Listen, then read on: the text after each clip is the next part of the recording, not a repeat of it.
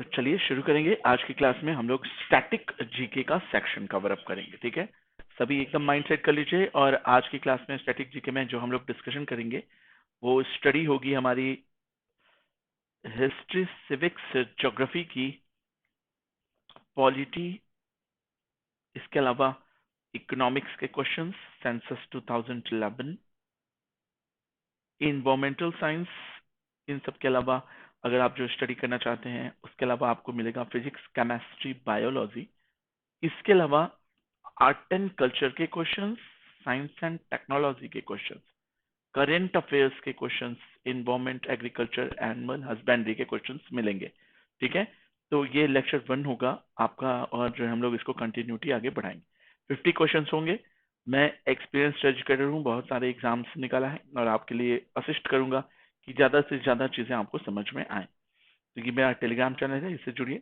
इससे जुड़ने पर आपको पीडीएफ, इससे जुड़ने पर आपको मेरे क्लासेस की, अदर क्लासेस की लिंक्स, इसी वीडियो में आप मेरे कर्सर के नीचे देखोगे तो वी शेप का बना हुआ, कर्सर के ठीक नीचे वी शेप बना है। ये डिस्क्रिप्शन में आपको मेरे टेलीग्राम, ये टेलीग्राम चैनल को कॉपी पेस्ट करने की जरूरत नहीं होगी।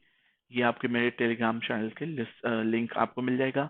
मेरी प्लस क्लासेस की लिंक मिल जाएगी जो इंग्लिश की चलती है, और तो मेरी स्पेशल स्पेशल क्लासेस जो हैं उसमें भी आने का मौका। उसमें आपको पोल्स और लीडर बोर्ड भी स्पेशल फैसिलिटीज मिलेंगी।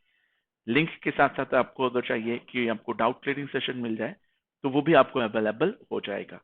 ठीक है, याद रखिएगा, अगर हम प्लस का सब्सक्रिप्शन लेते हैं तो हमें live classes, weekly test series तो मिलती है, 6 महीने से 12 महीने का स्ट्रक्चर्ड कोर्स और अनलिमिटेड एक्सेस पिछले साल का भी हम देख सकते हैं। लेकिन अगर आप थोड़े और पैसे लगाकर आइकॉनिक सब्सक्रिप्शन लेते हैं तो आपको पर्सनल गाइडलाइन 1-on-1, वो भी एक्सपर्ट की गाइडलाइन मिलेगी। आपको एक अच्छा स्टडी मटेरियल मिलेगा जो कि कंटेंट मसाला कहा जाता है। स्टडी प्लानर मिलेगा, बाई वीकली उसका रिव्यू करते हैं हम।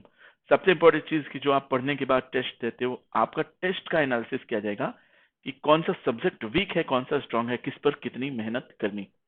ठीक है, तो याद रखेंगे सभी कि 12 महीने का सब्सक्रिप्शन अगर लेते हो तो 9,680 का पड़ता है। लेकिन जैसे ही मेरा कोड लगाते हो कृषि 007, जैसे ही आप ये कोड लगाते हैं तब आपको जो है मिलता है 10% का डिस्काउंट। सॉरी, कृषि 007 नहीं है, ये KSS10 है। ठीक है, KSS10 मेरा कोड है, जिस पे आपको अप्लाई करते ही 10% इंस्टेंट डिस्काउंट मिलेगा। और साथ ही साथ ये रुपए जो 9,680 का था 8,712 का हो जाएगा। तब प्रोसीड टू पेपर करिएगा।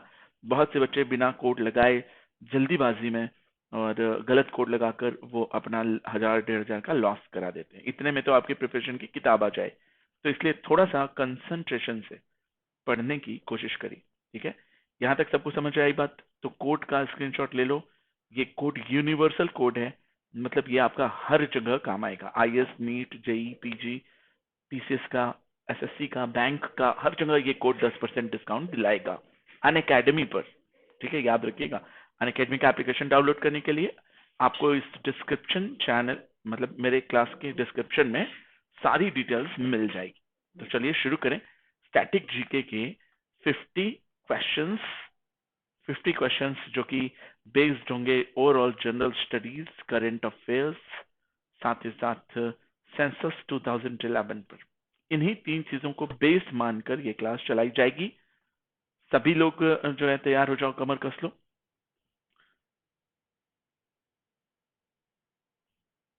चलें शुरू करें। तो पहला क्वेश्चन है, जैसे हिंदी और इंग्लिश दोनों में पढ़ूंगा मैं, इसको समझने की कोशिश करना। कर्नाटक में कंबाला नामक पारंपरिक खेल में निम्नलिखित में से किस जानवर को दौड़ के लिए बनाया? कर्नाटक में एक खेल होता है कंबाला। तो 1 नंबर का क्वेश्चन यहाँ से प्रिपेयर हुआ हमारा कि कंबाला किस राज्य में खेला जाता है? तो कंबाला कर्नाटक। इसमें क्या किया जाता है? तो एक जानवर को दौड़ाया जाता है। अब बताइए कि कौन है वो जानवर? गोट है, बकरी, घोड़ा, हॉर्स, कुत्ता है या भैंस है? Try to figure it out. Which of the following animals is made to race? दौड़ाया जाता है, पॉजिटिव वर्ब है। In the traditional sports called Kambala played in Karnataka. तो बताइए, जहां तक मुझे लगता है कि यार भैंस दौड़ाया जाता है। इस पर एक पिक्चर आई थी, उस पिक्चर का नाम तो याद नहीं है, बट हाँ उसमें कोई किसान था, बहुत तेज दौड़ा था। जहां तक मैं जानता हूँ भैंस होना चाहिए था। Late us see the answer, the right answer is yes, बिल्कुल यही सीन देखा था मैंने पिक्चर में। तो दैट इज क्या नाम देंगे, कंबाला में भैंस दौड़ाई जाती है। देखिए बैल या भैंस टाइप का ही है। वैसे देखा जाए तो बैल भी ऑप्शन हो सकता था, क्योंकि भैंस और बैल लगभग उसी टाइप का सेंस है। मतलब वो कैनाइन बोलते हैं उसको, सॉरी उसको बोवाइन बोलते हैं। ठीक है, तो बोवाइन कैटेगरी का है, तो याद रखेंगे। बहुत इजी था।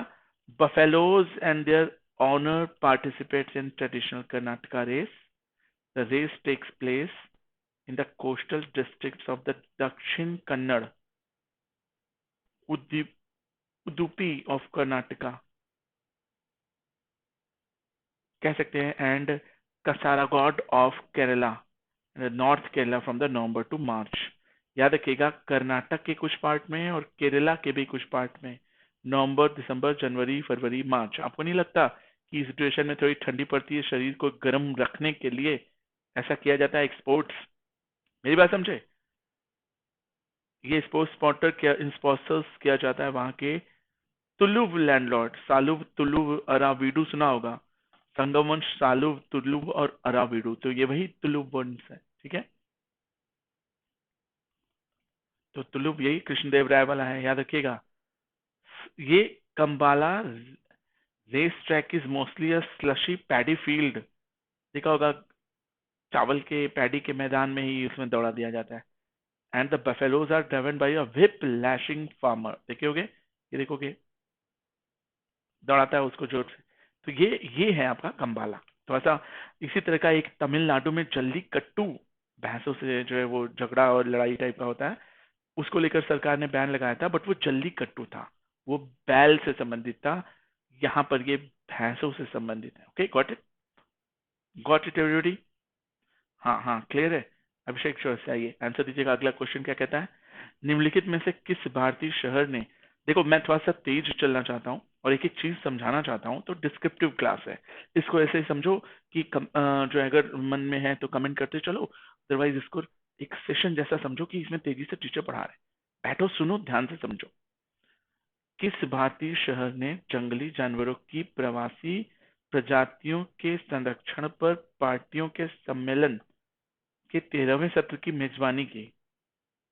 कौन सा वो भारतीय शहर है जो जंगली जानवरों के प्रवासी प्रजातियों के, जो बाहर से आते हैं, उनके संरक्षण पर, अपने नहीं है लेकिन जो बाहर जाते हैं या बाहर से आते हैं उनको कैसे प्रोटेक्ट किया जाए, उसी को लेकर, ऐसे समझो इंडिया से बाहर जा रहा है, अपना ही तो है, उसको प्रोटेक्शन। जैसे हम एम्बेसडर बनाते हैं, एनआरआई बनाते हैं, वैसे हमारे जंगली जानवर भी तो कभी कभी बॉर्डर पार करके उधर चले जाते हैं, या वहां के बॉर्डर पार करके इधर चले आते हैं। तो इस तरह की जो है जानवर की प्रोटेक्शन भी तो जरूरी है। तो उसके लिए एक सम्मेलन हुआ था, सीएमएस, COP13। वैसे तो COP13 जलवायु से संबंधित होता है, लेकिन ये सीएमएस COP13 है, याद रखिएगा। ठीक है, इसका सीएमएस का फुल फॉर्म बता दूं मैं, conservation of migratory species of wild animals. समझे?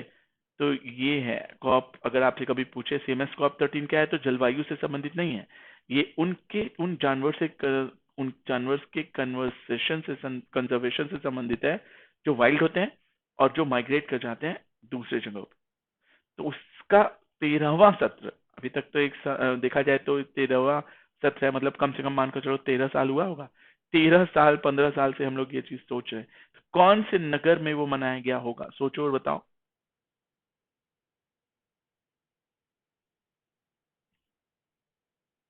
कोशिश करो।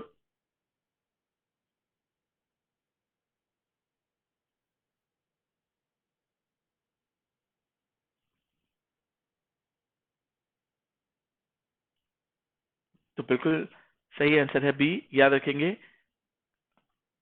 कॉन्फ्रेंस ऑफ पार्टीज, COP बोलते हैं उसको, कॉप। ठीक है, 13 conference of parties on the convention of the conservation of the migratory, वही सीएमएस के ऊपर। ठीक है, COP13 जो है,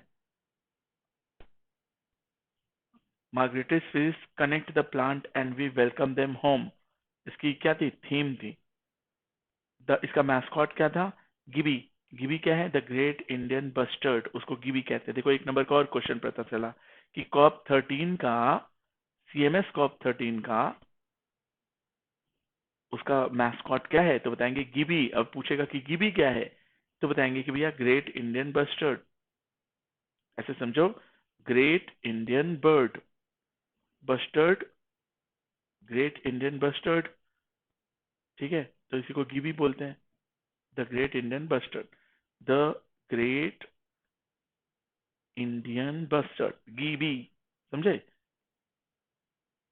बोला कि convention on conservation of CMS कब से चालू है? 83 से। तो हम लोगों ने अभी जो 13वां मनाया है, मतलब ये हर दूसरे तीसरे साल होता होगा, तभी इतना टाइम लिया है। 83 से लेके 2021 चल रहा है ना, तो हाँ 2 साल के गैप पर होता होगा, या कभी ऐसे ही कुछ। कहाँ से शुरू किया था? यूनाइटेड नेशंस एनवायरमेंट प्रोग्राम, इसको यूएनईपी कहते हैं। देखो बहुत अच्छा क्वेश्चन बन गया कि भैया ये जो हम लोग कॉप 13 मना रहे हैं, ये कौन से डिपार्टमेंट के अंदर आता है? तो यूनाइटेड नेशंस के एनवायरमेंट प्रोग्राम में पेड़ पौधे, फल फूल, जानवर, पशु पक्षी, फ्लोरा फौना सब एनवायरमेंट प्लान में ही तो आते हैं। मेरी बात समझो, explanation is the most important part. तो बहुत से लोग केवल क्विज करना चाहते हैं, क्विज करना है तो स्पेशल क्लास चलती है, केवल पोल पर टिक करते चलो, लेकिन वो सॉल्यूशन नहीं है। सॉल्यूशन सही से देखा जाए तो मैंने बहुत बार देखा है कि बहुत से ऐसे कराते हैं लोग, लेकिन नहीं। यूट्यूब पर हो, चीजें डिस्कशन करना चाहते हो, कमेंट बॉक्स आपके सामने है, टीचर आपके सामने है, ध्यान से सुनो। टीचर खुद ही इतनी चीजें बता देता है कि वो एक नंबर से ज्यादा एक केस स्टडी बन जाती है, और उसके इंटरेस्ट जाग जाती है। इंटरेस्ट जाग गई तो थोड़ा सा उसको उठाकर पढ़ो, गूगल कर लो, 50 क्वेश्चन बताऊंगा, सारी इंपॉर्टेंट चीजें सुनते चलो, सब कॉन्शियस माइंड में याद हो जाएगा। उसके बाद फिर जो है हम लोग गूगल कर लेंगे उस पर। यही होते हैं पढ़ने के अच्छे तरीके। चलो वॉट एवर, आगे शुरू करते हैं।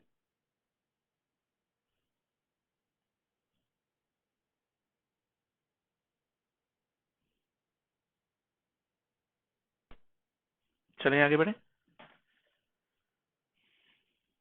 एक क्यू एक क्रमबद्ध सूची है, एक स्टॉक एक क्रमबद्ध सूची है, या फिर एक रियर एक क्रमबद्ध सूची है, या फिर एक फ्रंट एक क्रमबद्ध सूची है, जिसमें सभी सन्निवेश, इंसर्शन और विलोपन एक छोर पर किए जाते हैं।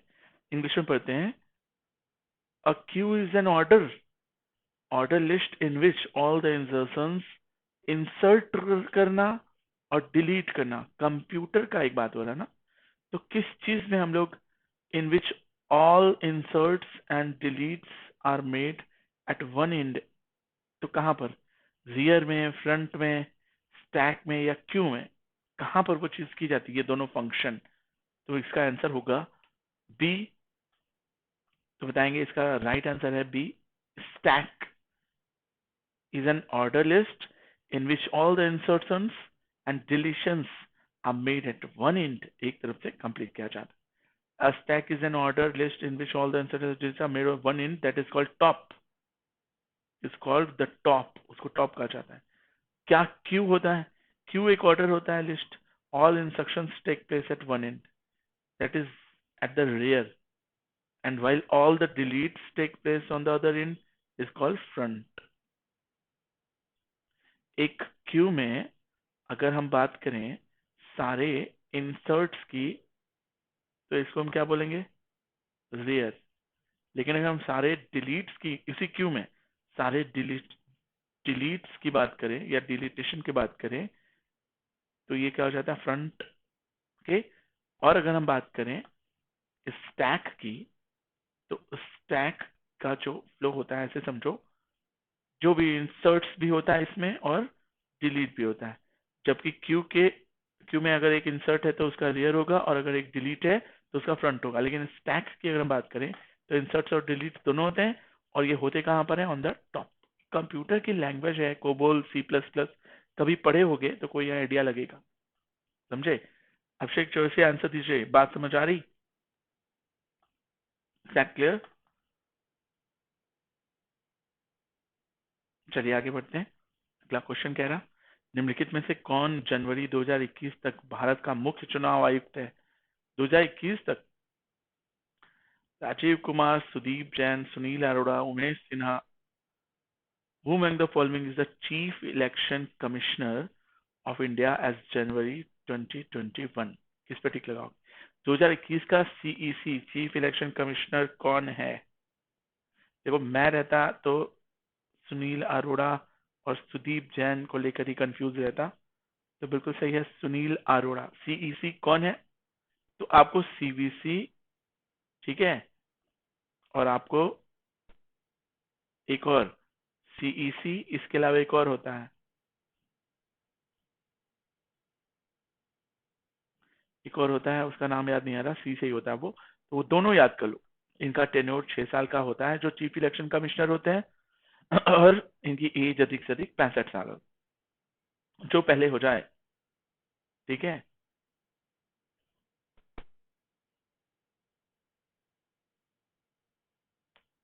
रिमूवल ऑफ जज of the supreme court. Election commissioner can be remove by president on the recommendation of the chief election commission. समझे? इसके अंडर में 3-4 और होते हैं, उन्हीं के अंडर में वो लोग रहते हैं, और इलेक्शन कमिश्नर्स अलग जो होते हैं उनको हटाने के लिए प्रेसिडेंट हटाएगा और सीईसी के कहने पर ही हटाएगा। याद रखना। अगर हम बात करें कि सुनील अरोड़ा कौन है, तो बताएंगे कि ये जनवरी तक थे, he was 23rd chief election commissioner of India, 23वें सीईसी बने थे। तो इसमें से 2 क्वेश्चन उभर कर सामने आया कि सीईसी एक कॉन्स्टिट्यूशनल बॉडी है, 6 साल के लिए ये सेलेक्ट किए जाते हैं, अधिक से अधिक 65 जो पहले पूरा हो जाए रिटायर हो जाएंगे। दूसरा कि ये प्रेसिडेंट द्वारा नियुक्त किए जाते हैं। तीसरा कि ये 23वें सीईसी थे इंडिया के सुनील अरोड़ा, यही सुनील अरोड़ा, ठीक है, 2021 जनवरी तक। अब उसके बाद कौन आया वो पता करो, बताना। कमेंट्स भी जो है वो करते चलेंगे, अगर कहीं डाउट्स हैं तो मैसेज डाल देंगे। एक निश्चित स्तर से ऊपर वायुयान की ऊंचाई मापने के लिए किस वैज्ञानिक उपकरण का उपयोग किया जाए? अब देखो स्केल लेकर तो नापेंगे नहीं कि पृथ्वी से ऊपर उड़ रहा है प्लेन, अब नापने का कोई यंत्र होगा ना, तो उस यंत्र का नाम बैरोमीटर है, फैदोमीटर है? बैरोमीटर नहीं होगा, फैदोमीटर गहराई नापने के लिए होता है, ये गहराई तो है नहीं, ये तो ऊंचाई है। अब वो वॉट मीटर है या अल्टीमीटर है? एल्टीट्यूड ऊंचाई से रिलेटेड है, मैं रहता तो अल्टीट्यूड पर टिक लगाता और आगे बढ़ जाता। क्या बोल रही पब्लिक?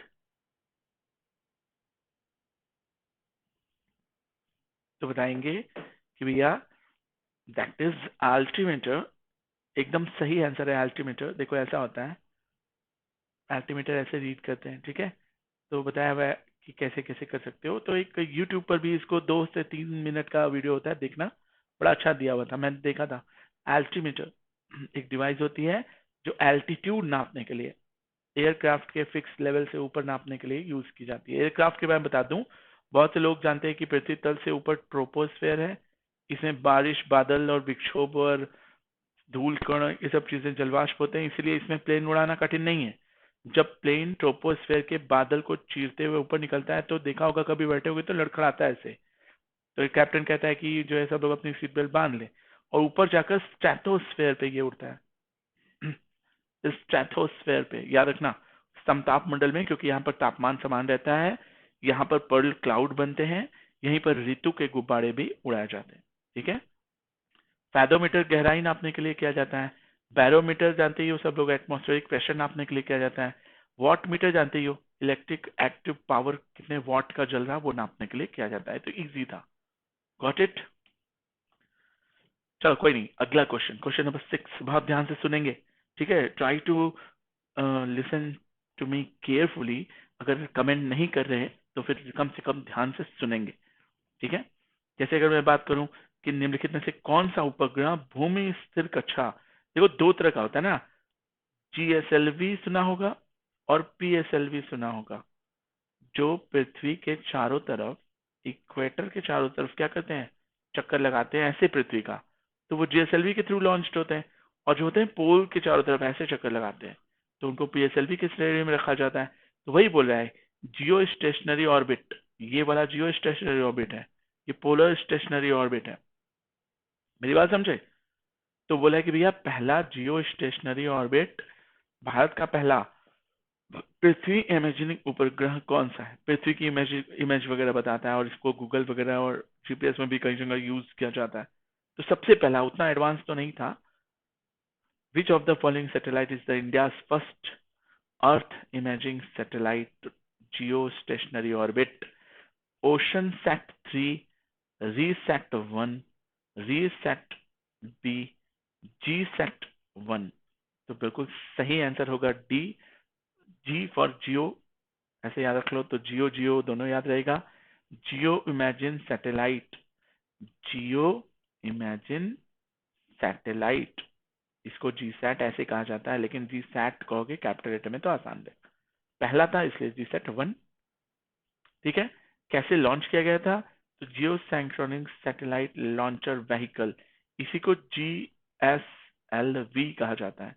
जियो सैंक्रोनस satellite launcher vehicle F10, GSLV F10 ने इसको सबसे पहले लॉन्च किया। मतलब F1 से लेके F9 फ्लॉप हो गया था, बाद में F10 ही सक्सेसफुल हुआ। ओके, देखो बहुत सारी चीजें सीखने को होती हैं। तो कहां से सतीश धवन अंतरिक्ष केंद्र है? इसको शहर बोलते हैं श्रीहरिकोटा। कहां पर? श्रीहरिकोटा कहाँ है? कर्नाटक में है, आंध्र प्रदेश में श्रीहरिकोटा। ये क्या है? पहला first state of the art agile earth observation satellite है। जियो स्टेशनरी ऑर्बिट में छोड़ा गया है। रियल टाइम इमेज देता है, जिस समय ये खींच रहा है उसी समय टेलीकास्ट करेगा। ऐसा नहीं कि 1-2 सेकंड का अंतर है, जैसे यूट्यूब में रियल टाइम नहीं होता। यूट्यूब में 3-4 सेकंड का अंतर आता है, मेरी आवाज आपको देर में सुनाई देती। इसीलिए यूट्यूब पर क्विज कम कराते हैं हम लोग, क्योंकि अभी हम बताएंगे कुछ और आप काउंटर क्वेश्चन पूछेंगे तो 4 सेकंड उधर 4 सेकंड इधर, कुल मिला के 8 से 10 सेकंड का गैप, इतने देर में थोड़ी सी प्रॉब्लम हो जाती है। चले आगे बढ़े। The quick monitoring in natural disasters, episodic events and any short term event to obtain special signature from the agriculture। किस किस काम आता है ये जियो? ये जो जीसैट हम लोग छोड़ते हैं, ये एग्रीकल्चर के जमीन ढूंढने के लिए, फॉरेस्ट्री के लिए, मिनरल ढूंढने के लिए, डिजास्टर वार्निंग देने के लिए कि तूफान आ रहा है, भूकंप आ रहा है, क्लाउड प्रॉपर्टीज के लिए, स्नो एंड ग्लेशियर्स और ओशियोनोलॉजी से संबंधित तो बहुत सारी नॉलेज हमें देता है। तो बहुत जरूरी है, एक तरह से देखा जाए हमने जो साइंस एंड टेक्नोलॉजी ढूंढी है, बहुत जरूरी है हमारी लाइफ के लिए। चलिए अगला। सब जानते हो कि पहला गोलमेज सम्मेलन 1930 में गांधी जी ने भाग नहीं लिया। गांधी जी दांडी मार्च कर रहे थे। और सिविल डिसओबीडियंस क्या होता है? सिविल डिसओबीडियंस एक्ट नहीं, मूवमेंट, सिविल डिसओबीडियंस मूवमेंट शुरू किया था। कब शुरू किया था? वैसे तो 1919 के जलियांवाला बाग के कांड के बाद, सुन लो एक फ्लो दे देता हूँ। 1919 में जलियांवाला बाग कांड हुआ, उसके पहले रॉलेट एक्ट आया था। जलियांवाला बाग में जनरल और डायर थे, जनरल और डायर ने सबको गोली मारी। उसके बाद 1920-21 में खिलाफत दिवस हुआ। गांधी जी ने इसी के समय में 1920-21 में गांधी जी ने नॉन कॉरपोरेशन मूवमेंट शुरू किया, असहयोग आंदोलन। यह आंदोलन तब रुक गया जब 1922 में चौरी चौरा में वो कर दिया गया, क्या बोलते हैं उसको, गोरखपुर में 21 दरोगा के साथ थाना फूंक दिया गया। तो गांधी जी ने अपने बैक स्टेप ले लिए, नॉन कॉपरेशन मूवमेंट बंद कर दिया। गांधी जी को 6 साल की जेल हुई, जिसमें वो यरवदा जेल गए, बट जल्दी छोड़ दिया गया था उन्हें तबियत खराब होने के कारण, 2 साल में ही। फिर गांधी जी ने 1922 से लेकर 1930 तक कोई राजनीति नहीं करी, शांत थे, मतलब डॉर्मेंट हो गए थे। फिर 1930 में जब उन्होंने देखा कि अब अंग्रेज बात सुन नहीं रहे, तो फाइनली 1930 के गोलमेज सम्मेलन का बहिष्कार करते हुए उन्होंने 1930 में सिविल डिसओबीडियंस मूवमेंट छुड़ाया। 72 लोगों के साथ साबरमती आश्रम से चले, सिंबॉलिक रूप में बिना नमक बनाए नमक कानून तोड़ा, 24 दिन की यात्रा करी। और सबसे इंपॉर्टेंट चीज कि यहीं से उन्होंने सिविल डिसओबीडियंस मूवमेंट शुरू किया, दांडी मार्च। 12 मार्च को ये चीज शुरू की थी उन्होंने 1930 को। याद रखिएगा, इनकी सारी डिटेलिंग वेब मिलर ने अपने पत्रचार समाचार पत्र में बताया था। सारे फैक्ट्स सुनते चलो, पेन कॉपी लेकर बैठो, हो सके तो एक एक नाम नोट करते चलो, क्योंकि ये सब जो बता रहा हूं बहुत इंपॉर्टेंट फैक्ट्स हैं। उसके बाद जब 1930 का बीत गया तो 1900 इन सब चीजों को रोकने के लिए, सिविल डिसओबीडियंस मूवमेंट को रोकने के लिए लॉर्ड इरविन ने गांधी जी को बुलाया। उनके बीच में एक पैक्ट हुआ। इस पैक्ट में भगत सिंह को गांधी जी नहीं बचा पाए, इसके लिए उनकी आलोचना करी जाती है। फिर इस पैक्ट के तहत इन्होंने कहा कि चलिए हम आपकी सारी बातें मान रहे हैं जो आप हमें लिखित रूप में दे रहे हैं, ठीक है, बट भगत सिंह को नहीं छोड़ेंगे।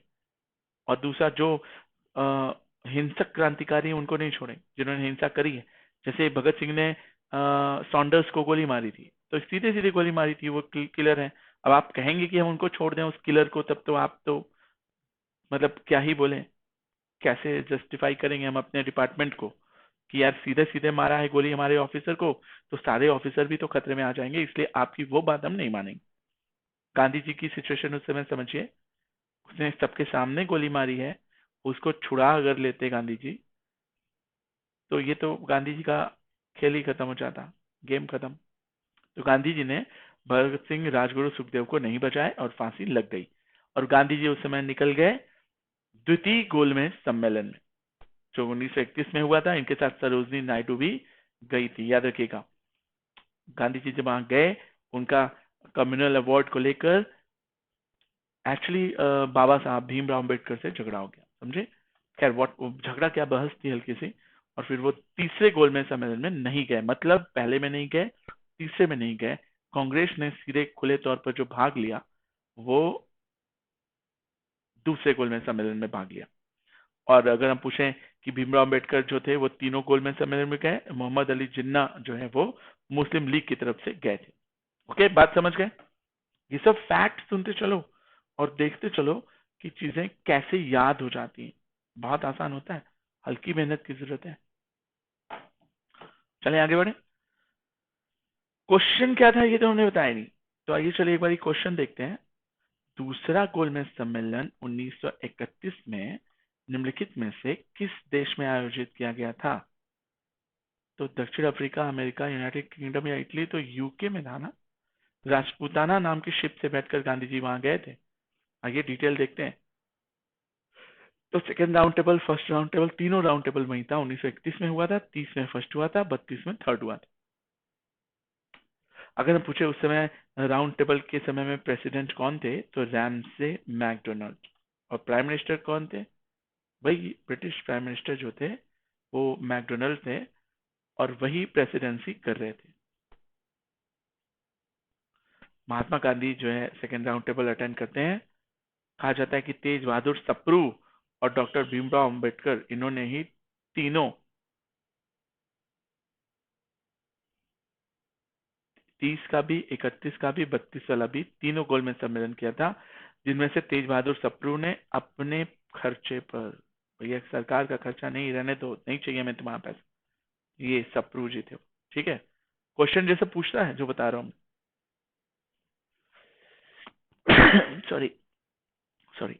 आइए अगला क्वेश्चन देखते हैं कि भैया which biology is applicable of plant and soil science, कि agronomy is applicable of plant and soil science, कि एनाटॉमी या फिर एस्ट्रोलॉजी, एग्रोस्ट्रोलॉजी, चारों में से कौन सा अध्ययन फसल उत्पादन के लिए पौधे और मृदा विज्ञान का अनुप्रयोग है? Means which of them is applicable of plant and soil science to crop production? अब बताओ, क्रॉप उगाने के लिए हम मिट्टी और प्लांट के बारे में जानेंगे, तभी तो ठीक से क्रॉप उगा पाएंगे। तो वो ब्रायोलॉजी है कि एग्रोनॉमी है कि एग्रिस्टोलॉजी है या फिर एनाटॉमी? देखो, एनाटॉमी तो मुझे नहीं लग रहा होगा, ठीक है, ये खेती से हो सकता है। ब्रायो, ये भी नहीं लग रहा मुझे, मुझे इसी दोनों में गेम लग रहा है, बी और डी में। खैर whatever answer is B, agro मतलब खेती। अब आप अच्छे से जानते हो मिट्टी और पौधे को ही एग्रो कहते हैं, एग्रीकल्चर से ही तो बना है। तो ऐसे याद रखना, मिट्टी या पौधे का जो भी विज्ञान है वो एग्रो में ही आएगा। तो agronomy is the right answer. लेकिन बाकी तीन भी जानिए। जैसे ब्रायोलॉजी क्या होती है? ब्रायोफाइटा जानते हो ना, scientific study of bryophyta, botany से संबंधित है। एनाटॉमी क्या होता है? Structure of the human structure and there parts. Agrostology क्या होता है? ये भी बॉटनी का पार्ट है। एग्रो मतलब वही हो गया, तो कंसर्न विद ग्रासेस। एग्रोस्ट्रोलॉजी घास से संबंधित है। ठीक है, तो ये तीनों भी याद कर लो। Is that clear? चलें आगे बढ़े। यस नो भी कहते चलो। अभिषेक, लाओ खोआ वन्य जीव अभ्यारण्य, लाओ खोआ वन्य जीव अभ्यारण्य भारत के उत्तर पूर्वी राज्यों में किस नदी के दक्षिणी तट पर है? लाओ खोआ वन्य जीव अभ्यारण्य उत्तर भारत के उत्तर पूर्वी राज्यों में किस नदी के दक्षिणी तट पर स्थित है? लाओ खोआ वाइल्ड लाइफ सेंचुरी कहाँ है? सीधी बात सुनो। बराक, ब्रह्मपुत्र, गोमती या सुबनसिरी? ब्रह्मपुत्र की सबसे बड़ी सहायक नदी सुबनसिरी है। एक फैक्ट याद रखना। अब बताओ इसमें किस पे टिक लगाओगे? मैं रहता तो ऑब्वियसली लाओ खोआ नाम से ही लग रहा है कि थोड़ी सी चाइनीज नाम। असम में है लाओ खोआ, एक अच्छी चीज पता चली। चलो चाइनीज है, लेकिन इसलिए क्योंकि असम का बॉर्डर चाइना से टच करता है, इसलिए। ब्रह्मपुत्र नदी में असम में से निकलती, दिहांग बोलते हैं ना उसको। तो इसका वाइल्ड लाइफ सेंचुरी का पूरा नाम जो है लाओ खोआ बुराचारपोरी इकोसिस्टम है। यहीं पर इंडियन राइनोसोरस, गैंडा और एशियाटिक वाटर बफेलोज, बड़ी बड़ी जो भैंस पाई जाती है। यहीं पर आपको क्या मिलेगा? बंगाल टाइगर, असम बंगाल यही सब एरिया ही है इसका। Indian leopard, Indian boar, civet, leopard cat और हॉग डियर, भयानक तरह का डायन जैसा दिखता है। असम के और भी नेशनल पार्क है, जैसे काजीरंगा है, डिब्रू है, ओरांग है, रैमोना है, ठीक है, नमे नमेरी है, दिहांग, ये सब असम में है। नेशनल पार्क अलग होता है, वाइल्ड लाइफ सेंचुरी सब असम के अलग है। हुलुंगोपर गिब्बन, गर्म पानी, ईस्ट काबरी, सोनाई रुपाई, एंट नाम्बोर। तो मैं बता दूं, वाइल्ड लाइफ सेंचुरी और नेशनल पार्क में अंतर है, याद रखिएगा। बहुत से लोग नहीं जानते। नेशनल पार्क बड़ा होता है, वाइल्ड लाइफ सेंचुरी छोटा होता है। नेशनल पार्क में घूमना मना है, इवन वाइल्ड लाइफ सेंचुरी में घूम सकते हैं। नेशनल पार्क से लकड़ी बीनना मना है, पत्तियां उठाना मना है, इसमें टहलना मना है। लेकिन वाइल्ड लाइफ सेंचुरी में सब अलाउड है एक निश्चित समय के लिए। और सबसे बड़ी चीज कि नेशनल पार्क में वाइल्ड लाइफ सेंचुरी हो सकते हैं, इवन 2 हो सकते हैं, 3 हो सकते हैं। तो ये वैन डायग्राम से समझोगे तो और आसानी से बातें समझ में आएंगी। Got it everybody? तो यहाँ असम का एक केस स्टडी था, नेशनल पार्क और वाइल्ड लाइफ सेंचुरी। अगर हम पूछे काजीरंगा नेशनल पार्क बड़ा है या फिर गर्म पानी वाइल्ड लाइफ सेंचुरी बड़ा है, तो वाइल्ड लाइफ सेंचुरी हमेशा नेशनल पार्क से छोटा होगा एरिया में। ओके, अगर हम पूछें कि इंडियन बोअर कहाँ पाया जाता है तो बताएंगे। अगर हम पूछें कि वाटर बफेलोज कहाँ मिलती हैं तो असम में। अगर हम पूछें कि इंडियन राइनोसोरस कहाँ मिलते हैं तो हाँ। लोअर खाओ कौन सी नदी पर है तो ब्रह्मपुत्र। कहाँ पर है तो असम में। असम में ब्रह्मपुत्र को क्या बोलते हैं? दिहांग रिवर। इस तरह से केस स्टडी करके 2-4 चीजें पढ़ी जाती, ताकि एक बार पढ़ो तो दिमाग में रहे। तो ये आपको लग रहा है कि कलेक्शन है ना असम का पूरा, तो याद कर जाओ। 7 सिस्टर्स के national park wild life sanctuary आजकल पूछ रहा है क्वेश्चन में, क्योंकि इधर का सब पूछ दिया है, अब उधर का नहीं पूछा था। अब 2 साल 5 साल वही पूछेगा। Who among the following sultanates of the Delhi sultan appointed Ghiyasuddin Balban as his या हर प्राइम मिनिस्टर? बहुत सीधा साधा भोला भाला गुल्लीबल टाइप, समझे। और वो नाम मात्र का जो था, नासरुद्दीन महमूद था कि मुजुद्दीन बहरामी था, शमशुद्दीन इल्तुतमिश था या फिर रजिया थी? किसको अपना प्रधानमंत्री बनाया? किसने? कहते हैं उसकी बेटी या उसकी बहन थी, ऐसे ही कुछ पुत्री या बहन थी, उससे शादी कर दिया था और उसको अंडर, मतलब एक तरह से ऐसे समझो कि वास्तविक सत्ता बलबन के हाथ में थी, और वास्तविक सत्ता बलबन के हाथ में थी और वो कहने मात्र के लिए। तो वो कौन थे? नासिरुद्दीन महमूद तबकाते नासरी, समझे? तबकाते नासरी इन्हीं के नाम पर लिखी गई है। दास वंश के बड़े अच्छे ये थे, क्या बोलते हैं उनको, राजा। कहते हैं कि ये टोपी सिलकर टोपी सिलकर और कुरान की आयतें लिख कर बेचता था, समझे? और अपने शहर में नहीं बेचता था क्योंकि राजा था वहां का, दूसरे शहर में जाके बेचता था, उसी से खाना पूर्ति करता था, सरकारी पैसा कोई हाथ नहीं लगाता था। अब आप सोच लीजिए कितना अच्छा इंसान होगा। और इसी ने अपने गयासुद्दीन बलबन को प्रधानमंत्री नियुक्त किया था क्योंकि उसकी बेटी से उसने विवाह किया था, समझे? इसी को दरवेशी किंग कहा जाता है। इल्तुतमिश का लड़का था कौन, नासुद्दीन महमूद, जिसने बलबन को प्राइम मिनिस्टर बनाया। बलबन के बारे में बता दूं, जय हिंद सुनीता रावत। नहीं नहीं नहीं, मुझे मुझे नींद नहीं आ रही। ठीक है, चलो चलो, ओके, सुनते चलो सुनते चलो। तो थोड़ा सा बता दूं दिल्ली सल्तनत के बारे में भी। देखो, सुनते चलो, केस स्टडी करते चलो, बहुत सारी चीजें फैक्ट होंगी। जब गोरी पृथ्वीराज चौहान को 1192 में हराते हैं, तराइन का सेकेंड वॉर पे, ठीक है, राय पिथौरा नाम रहता है, राय पिथौरा।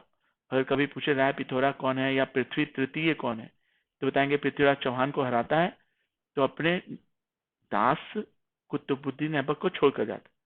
कुतुबुद्दीन ऐबक के बाद आते हैं इल्तुतमिश, इल्तुतमिश के बाद आते हैं रजिया सुल्ताना, छोटे मोटे और आते हैं। रजिया सुल्ताना के बाद आते हैं कौन, यही नासिरुद्दीन महमूद, छोटे मोटे और आते हैं बहराम शाह वैसे। उसके बाद आते हैं कौन, बलबन। तो यही नासिरुद्दीन महमूद के बारे में मैंने बताया, टोपी और वो वाली बात, समझे? हम्म, सुनते चलो। बलबन जो है वो, इसका सिर कहा जाता है कि 2 गज का था।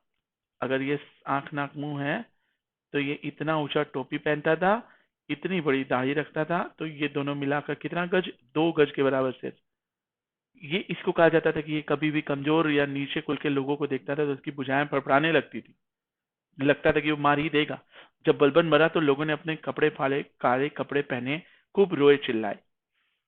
बलबन के बारे में कहा जाता है कि ये दरबार में हंसता गाता, सुरा सुंदरी, नाच गाना, सोमरस सब बंद था। कहा जाता है कि जब ये इसका बेटा मरा था, समझे, तो ये दरबार में रोया नहीं था। ये आफ्राशियाब वंश का अपने आप को बताता था, आफ्राशियाब वंश। सुनते चलो। बलबन के बारे में एक और बात सुन लो, लौह और रक्त की नीति अपनाया था। और तो और इसने तुर्कान चहलगामी का अंत किया, छत्रसाल रखता था। एक और सबसे इंपॉर्टेंट चीज सुन लो, बलबन ने राजत्व का सिद्धांत दिया था। राजत्व का सिद्धांत ये होता है कि राजा ईश्वर की छाया है, ठीक है, मेरी बात समझे? तो इसी को लेकर जो है काफी कॉन्सेप्ट लेके, और हमेशा रॉयल रॉब्स पहनता था, एकदम बादशाह जैसे स्टाइल में। सुल्तान, असली सुल्तान यही था। विनोद कुमार, अच्छा अच्छा, पहचाना, मैं शायद मैं पढ़ाया हूँ उस कंपनी में, ईडन IAS वाराणसी, हाँ। जय हिंद सुनीता रावत। अभिषेक अगर हैं तो बताइए। तो इतनी चीजें बलबन के बारे में, समझे? चले आगे बढ़े, और भी सुन लो। 40 गुटों के दल को खत्म किया, एकता प्रथा खत्म किया, ये सब यही किए। अल सुल्तान जिल्ली अल्लाह, ईश्वर की छाया है। नियाबत खुदाई का भी कॉन्सेप्ट इसने शुरू किया था, समझे? सिजदा और पैबोस समझते हो? बलबन ने बताया कि अगर आप दरबार में राजा के सामने आते हैं तो आपको राजा का हाथ चूमना है और आदाब करते हुए पीछे चलना है, उसी को सिजदा और पैबोस कहा गया। कहा जाता है कि बलबन ने एक नौरोज सिद्धांत, जो कि ईरानी त्योहार है, नौरोज त्योहार मनाना शुरू किया, समझे? ब्लड एंड आयरन, लौह और रक्त की नीति चलाई थी। अमीर खुशरो इसी के दरबार में था। अमीर खुशरो के बारे में सुन लो, इसको तूतिया हिंद कहते हैं। इसने तबला और सितार की खोज करी। इसी ने 8 सुल्तानों का शासनकाल देखा था दिल्ली सल्तनत के। और तो और एक और इम्पोर्टेंट चीज कि इसकी एक किताब थी, वो किताब का नाम आप बताइए। इतने फैक्ट्स जो मैं बता रहा हूं उन सबसे एक एक क्वेश्चन बन सकता है।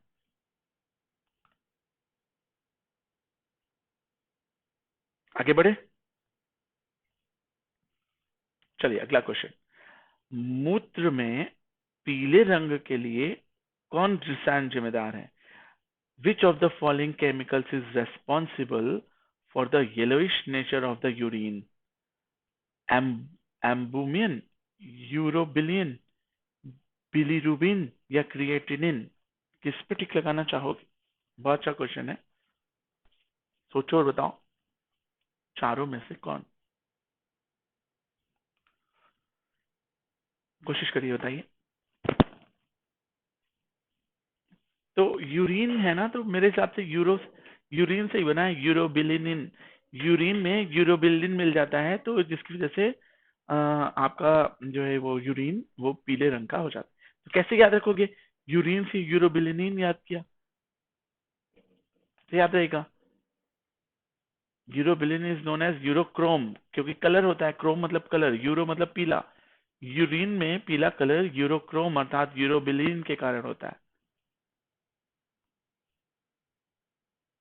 समझे? हेमे इज प्रिस्कर्शन ऑफ हीमोग्लोबिन, उसी का एक रूप होता है जो पीले रंग का हो। ठीक है। अब एल्बुमिन क्या है, तो बताएंगे कि भैया लीवर कभी कभी प्रोटीन छोड़ता है, उसी को एल्बुमिन बोलते हैं।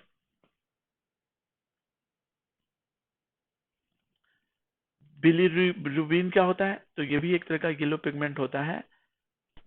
ये क्या होता है, रेड ब्लड सेल्स के समय में बनता है।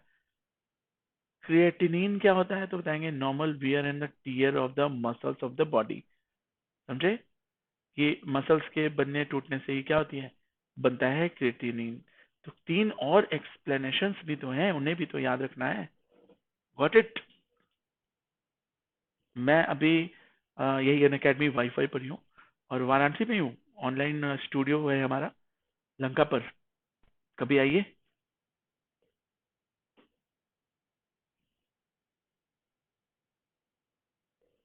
चले अगला क्वेश्चन। निम्नलिखित में से किस वर्ष में एडीबी एशियाई विकास बैंक की स्थापना की गई? आप विनोद तिवारी, आप मुझे मेरे अभी देखोगे तो ये कर्सर के ठीक नीचे जो क्रॉस बना है, आपके कमेंट वाले को काटोगे तो वी बना हुआ दिखेगा डिस्क्रिप्शन में। डिस्क्रिप्शन में मेरा कोड दिया हुआ है, अगर सब्सक्रिप्शन लेना है आईएएस पीसीएस किसी का भी तो लो। और उसमें मेरी स्पेशल क्लासेस भी दी हुई हैं, जैसे यहाँ पर पढ़ा रहा हूँ वैसे एप्लीकेशन डाउनलोड करोगे तो स्पेशल क्लासेस भी डाउनलोड करके उसमें क्लास में आओ। बहुत अच्छे लेवल का स्टैटिक जीके पढ़ाया है मैंने, जैसे यहाँ एक्सप्लेन कर रहा हूँ वहां पर भी क्या। सबसे बड़ी क्वालिटी यहाँ की होती है कि इसमें लीडर बोर्ड मिलता है कि आपकी तैयारी कैसी है। और पोल, पोल समझते हो, एबीसीडी टच करने का ऑप्शन आता है, इसमें कमेंट लिखने का ऑप्शन है, वहां पर आप सीधे टच करो और देखो कितने बच्चों का सही हुआ। एशियन डेवलपमेंट बैंक कब स्टैब्लिश हुआ है? 1978, 66, 80 या 59? किस पे टिक लगाओगे? बहुत अच्छा क्वेश्चन है।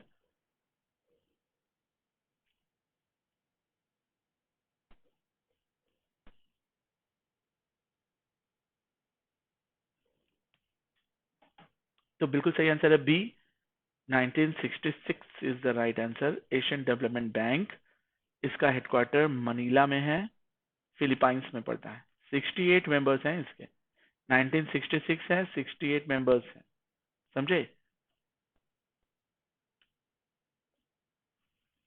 करंट प्रेसिडेंट इसके कौन है, तो बताएंगे असाकावा, इसके करंट प्रेसिडेंट, समझ गए? ADB is a social development organization that is dedicated to reducing poverty in Asia. Asia में गरीबी खत्म करने के लिए एडीबी बना है। एशियन डेवलपमेंट, नाम से ही लग रहा है एशिया में डेवलपमेंट करने के लिए एक बैंक बना है। And the Pacific through inclusive economic growth, Pacific ocean वाला पूरा सेक्शन इकोनॉमिक ग्रोथ करने के लिए बना है। इन्वायरमेंटली सस्टेनेबल ग्रोथ, ऐसी ग्रोथ जो केवल आज भर या कल भर या साल या 10 साल के लिए नहीं, आगे भी काम आए। और रीजनल इंटीग्रेशन करने के लिए ये बनाएंगे। लोन प्रोवाइड करती है, इंफॉर्मेशन ग्रांट करती है, इंफ्रास्ट्रक्चर प्रोवाइड करती है, हेल्थ केयर सर्विस देती है, फाइनेंशियल सर्विस, पब्लिक एडमिनिस्ट्रेशन देखती है, helping nation prepare pact on climate changes को लेकर एक्टिव है। मतलब हर चीज को लेकर ये एक्टिवली हमारे लिए काम करता है एशियन डेवलपमेंट बैंक। हेडक्वार्टर याद रखना Philippines Manali Manila. Okay, very good. चलो कितने मेंबर्स बताए थे मैंने इसके, तो 68 मेंबर्स। कब बना है, तो 1966 में। ADB Asian development bank, Asia के विकास के लिए। बहुत अच्छा क्वेश्चन है, देखो। फरवरी 1920 में प्रवासी प्रजातियों के संरक्षण पर संयुक्त राष्ट्र के कन्वेंशन द्वारा निम्नलिखित में से कौन सी प्रजाति को, मतलब एकदम इंडेंजर्ड माइग्रेटरी स्पीसीज की संज्ञा दे दी गई? बंगाल टाइगर, ये तो पहले से था। एशियाई शेर, ये भी पहले से था। हुलॉक गिब्सन और बंगाल फ्लोरिकन, किस पे टिक लगाओगे? सोच कर टिक लगाना। बहुत अच्छा क्वेश्चन है,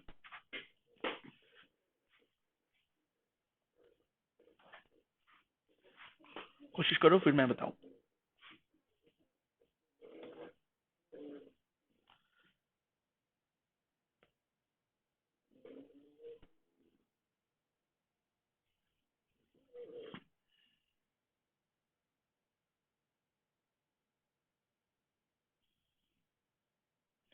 चलिए आंसर देखिएगा। तो ग्रेट इंडियन बस्टार्ड, इसमें ऑप्शन ही नहीं है। Option D, Bengal florican, great Indian bustard, Asian elephant and Bengal florin. अच्छा, मतलब इसमें ऑप्शन नहीं था, बंगाल फ्लोरिकन था ना, तो इसलिए ऑप्शन डी। उसके साथ साथ एशियन एलिफेंट भी इंडेंजर्ड लिस्ट में आए, और जीआई गिबी बताया था मैंने, ग्रेट इंडियन बस्टर्ड, उसको गिबी कहा जाता है, समझे? Have been classified as endangered migratory species, UN convention on climate of a migratory species में उन्होंने ये बताया। कहां पर बताया था? सीएमएस, याद आया? पहला क्वेश्चन शुरू में ही बताया था मैंने। ये जो इट इज बंगाल फ्लोरिकन की बात करें, तो ये भी ग्रेट बस्टार्ड का ही पार्ट है, स्पीसीज है उसकी, जो कि इंडियन सबकॉन्टिनेंट, कंबोडिया और वियतनाम में पाया जाता है। इस पर कन्वेक्शन हुआ था, मैंने बताया था, COP13, याद आया? अभी इसी के बारे में डिटेलिंग कर रहा था मैं, ठीक है।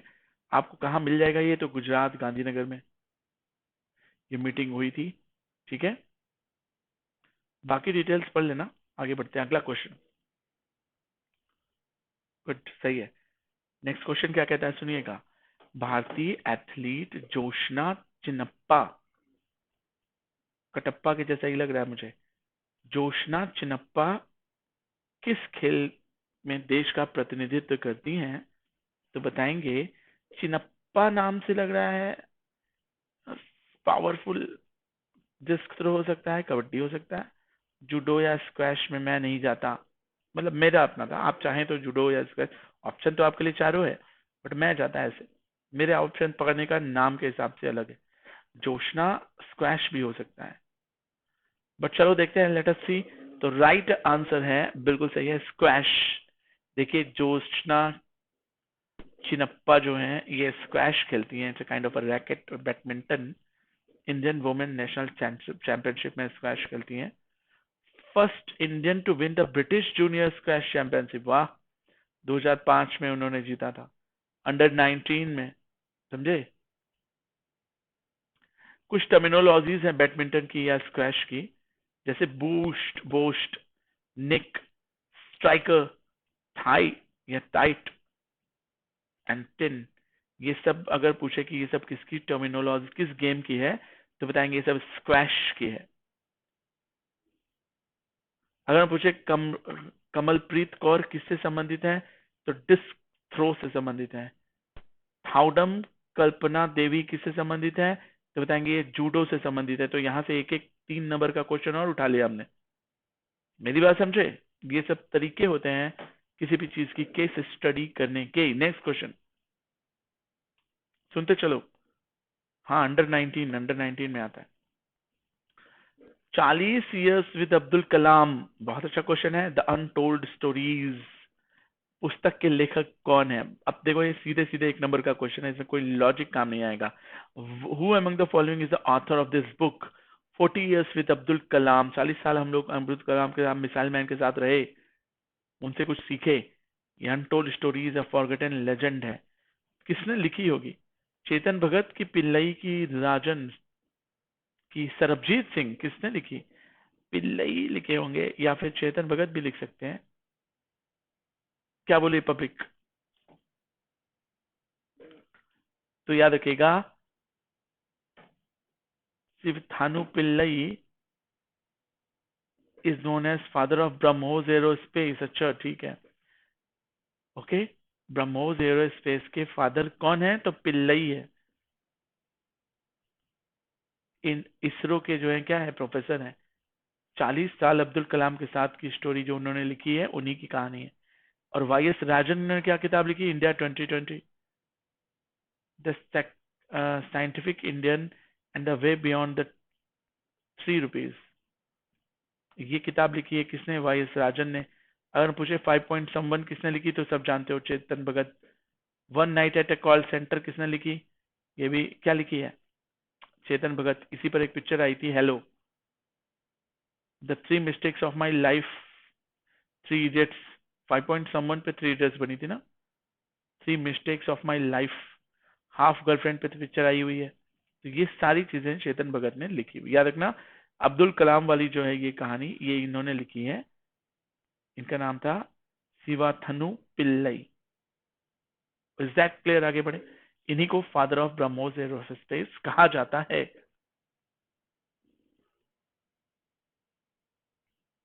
चलो और आगे बढ़ते हैं। निम्नलिखित में से किस राज्य में गहिरमाथा समुद्री अभयारण्य है? सागर माथा नेपाल में है। गहिरमाथा निम्नलिखित में से भारत के किस राज्य में? यार मैं जाता तो तमिलनाडु, गोवा, उड़ीसा, केरल। साउथ का ही सेक्शन दे रहा है, एक गोवा अलग दे रहा। गहिरमाथा समुद्री अभयारण्य, समुद्री अभयारण्य उड़ीसा भी है, केरल भी है, गोवा भी है, सब समुद्र से टच करता है। नाउ गैस करो, कोशिश करो, फिर मैं बताऊंगा।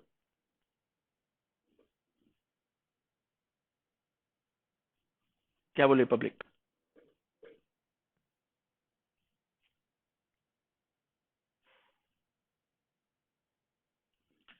तो बिल्कुल सी बिल्कुल सही आंसर, उड़ीसा।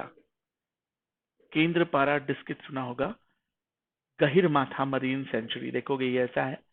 यहीं पर सील और कछुए आपको बहुत सारे मिल जाएंगे। 1977 से जो कंसिडर किया गया इसको, यहाँ के फ्लोरा फोना और सोर्सेस को लेकर, पैसिफिक ओशन के पास। देखोगे तो ये to the coastal water of Sri Lanka, ठीक है। ऑलिव रिडले कछुआ होता है ना, migrates from Pacific ocean, Pacific ocean से चलकर आते हैं श्रीलंका से होकर, और वो यही इंडियन ओशन में आकर रुक जाते हैं।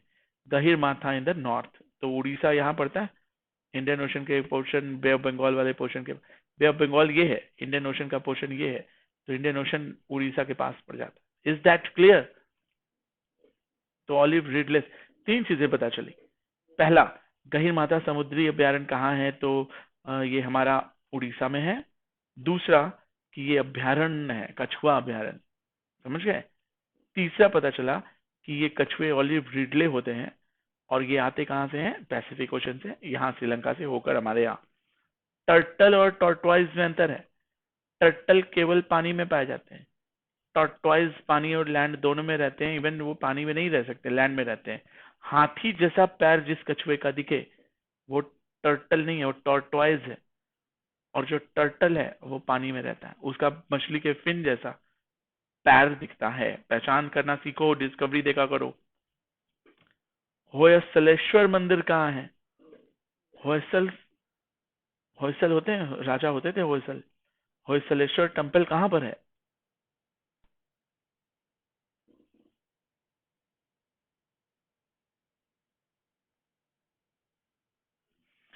तो बिल्कुल सही आंसर है, सोच के बताइए।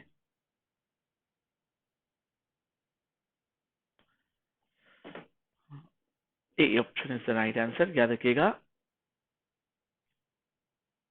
इसको हेलेबीडू टेम्पल के नाम से भी जाना जाता है, होयसलेश्वर टेम्पल को। ठीक है, शिव जी को निरूपित है। बहुत अच्छा, 2 नंबर का क्वेश्चन प्रिपेयर हुआ। कर्नाटक, मैसूर, जहां पर हैदर अली टीपू सुल्तान का शासन था, एक हिंदू टेम्पल है, याद रखिएगा। 1160 में बना था।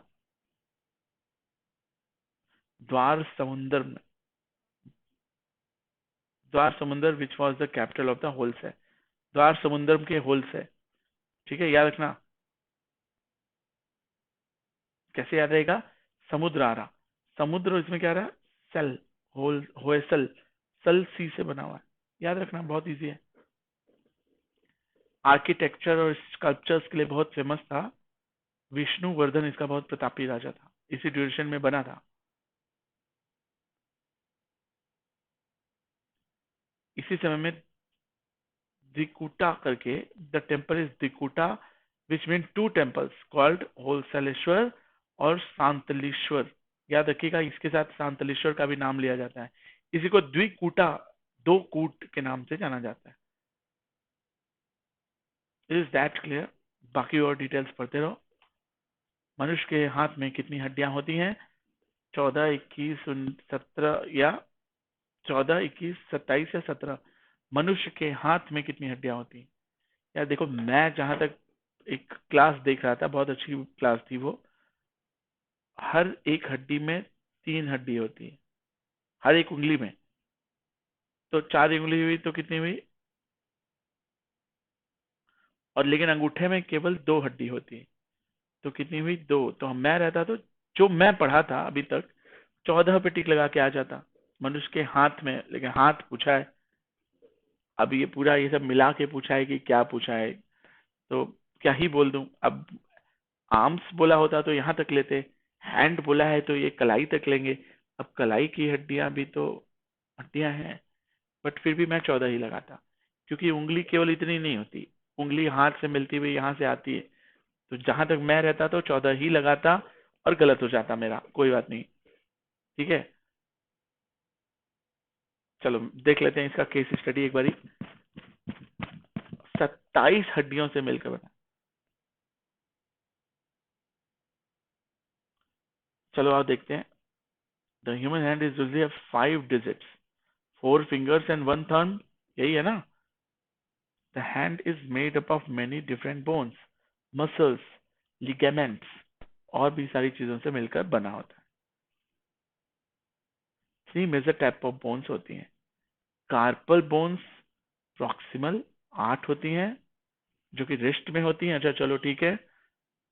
2 रो carpal bones are attached to the 2 bones of the head, the ulna bone and the radius bone। अच्छा, ये 2 बोन से जुड़ी होती हैं, ठीक है। मेटाकार्पल जो होती है वो 5 होती हैं। डिस्टल 14 होती हैं, जो कि मैंने बताया सारे फिंगर्स से। ठीक है, 12 प्लस 2, 14 तो ये मेरा सही था। लेकिन इसके अलावा 8 बोन्स होती हैं कार्पेरल, और 5 बोन्स होती हैं। तो 14 प्लस 8 प्लस 5 कुल मिला के कितना हुआ? 27 हो गया। हाँ, इसके अलावा 3 और फेलेगस होती हैं, डिस्टल, मिडिल और proximal. The thumbs has only 2, each finger has 3। मैंने बताया था ना, हर एक फिंगर की 3 होती हैं। डिस्टल बोलते हैं जो सबसे लंबा होता है, फिर मिडिल होता है, फिर प्रॉक्सिमल होता है जो सबसे आगे पॉइंट पर होता है। ठीक है, देखो पढ़ने से बहुत फायदा होता है, और तो और इंटरेस्ट आता है। अब कभी आपसे पूछे कि हाथ में कितनी हड्डी होती है, तो लाइन से जुड़ा दोगे कि भैया मेटाकार्प्स 5 होती हैं, कार्पेरल बोन्स 8 होती हैं, और कुल मिला के उंगली में 3-3 होती हैं, अंगूठे में 2 होती हैं। कैसा इंटरेस्टिंग लगा? इसको बोलते हैं आपको अपनी नॉलेज निखारना।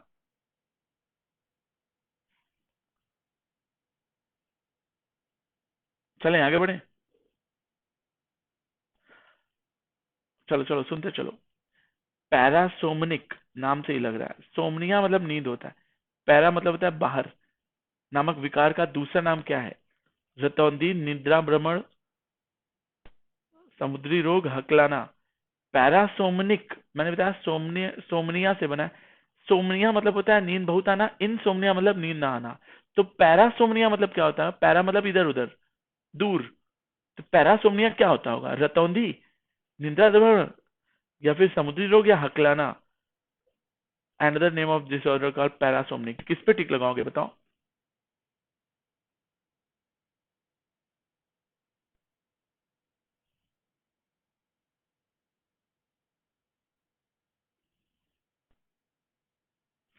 तो बताएंगे राइट आंसर मैं रहता तो निंद्रा भ्रमण स्लीप वॉकिंग, इसी को सोमनाम्बुलिस्टिक कहा जाता है। शायद सही आंसर, हाँ बिल्कुल सही है, इसी को सोमनाम्बुलिस्टिक, समझे, सोमनाम्बुलिस्टिक कहा जाता है। Got it. चलो अगला क्वेश्चन देख लो ऐसे। Parasomnia is a slip disorder that causes abnormal behaviour while falling asleep। सोते सोते नींद में आप क्या करते हो, चलने लगते हो। स्लीप टेरर कहते हैं, स्लीप वर्किंग कहते हैं, नाइट में डिसऑर्डर कहते हैं, स्लीप रिलेटेड ईटिंग डिसऑर्डर कहते हैं, कुछ लोग उठ के खाने लगते हैं। स्लीप पैरालिसिस, नींद में गए तो उसी में जकड़ गए, तो बहुत खतरनाक बीमारी होती है। Non rapid eye movement sleep, rapid eye movement sleep, इसमें किसी किसी में आंख भी नहीं हिलती, किसी किसी में आंख हिलती है। If the person loses their balance और collider with other objects, sleep walking can also result in injury, और अगर बैलेंस नहीं किए छत से गिर के मर जाएंगे, समझे। कॉमनली चाइल्डहुड में पाई जाती है, जैसे बड़े होते जाते हैं ये कम हो जाती है। चलो खैर, कौन सा नृत्य रूप है जिसमें विशेष रूप से गांव के मेहमान भाग लेते, वाह बहुत अच्छा। चैलम, चेराव, सोलकिया या खुल्लम, किस पे टिक लगाया जाए ऑफिशियली, सोच कर टिक लगाइए।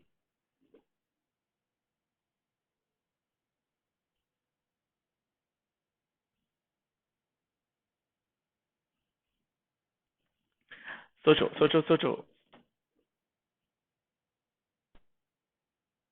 ईराना, क्या लग रहा है answer. Option D is the right answer. Khullam means dance of guest, जो बाहर गांव के लोग आते हैं, मिजोरम में मनाया जाता है, ठीक है। चुआंग चावी, during the special occasion Chwang चावी, the Khullam dance is performed by the local performers of Mizoram, जिसमें गेस्ट को डांस करवाया जाए। खुल्लम, खुल्ला डांस करो सब लोग, आओ सारे लोग। बाकी और भी चीजें हैं, थोड़ी डिटेल पढ़ लेना, ठीक है। मैं उतना डिटेल नहीं जा रहा इस ट्रेडिशनल वाले सेक्शन में। अलकनंदा और भागीरथी सुने हो। अलकनंदा और भागीरथी खड़क ग्लेशियर से निकलती हैं। Okay okay. अलकनंदा कहाँ से निकलती है, और भागीरथी तो खड़ग ग्लेशियर से निकलती है। अलकनंदा नदी जेमू, संतोपत, गंगोत्री या पिंडारी कहाँ से निकलती है। चलो भागीरथी याद हो गया हमें, खड़ग, भागीरथी खड़ग, तो अलकनंदा कहाँ से, चारों में से यही दोनों मिलकर गंगा बनाती।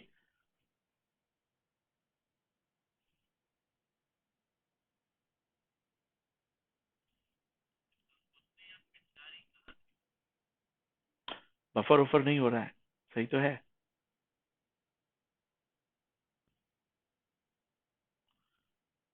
तो राइट आंसर क्या होगा, राइट आंसर होगा बी, याद रखेंगे, सतोपंथ से निकलती है अलकनंदा। अलकनंदा, सतोपंथ, भागीरथी खड़गपंथ, ऐसे याद रखो। गंगोत्री नहीं है, सतोपंथ ग्लेशियर से भागीरथी निकलती है, सॉरी अलकनंदा निकलती है, और भागीरथी खड़क ग्लेशियर से निकलती है। Alaknanda is a Himalayan river in Indian state of Uttarakhand, one of the two head stream of the Ganga. यही है ना गंगा, यही दोनों मिलकर उत्तराखंड में गंगा बना देती हैं। अलकनंदा इधर से आती है, भागीरथी इधर से आती है। हिंदुओं की बहुत पवित्र नदी मानी जाती है। वैसे तो प्राचीन काल में नदी तमा सरस्वती नदी को भी माना जाता था, ऋग्वेद में गंगा का वर्णन कम है, नहीं है।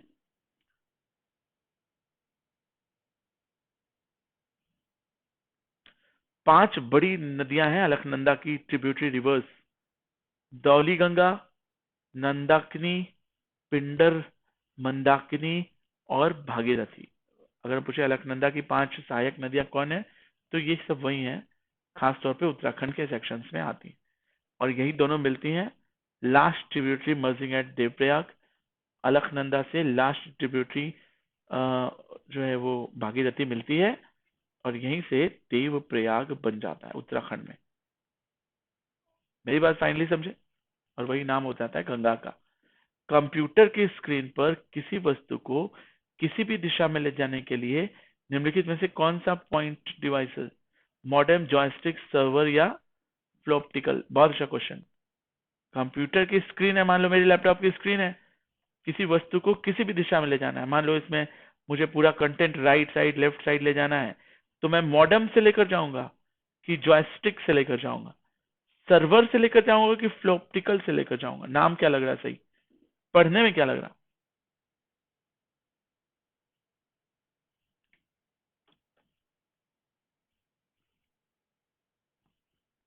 तो मैं रहता ऑप्शन बी पर टिक मारता। राइट आंसर है जॉयस्टिक।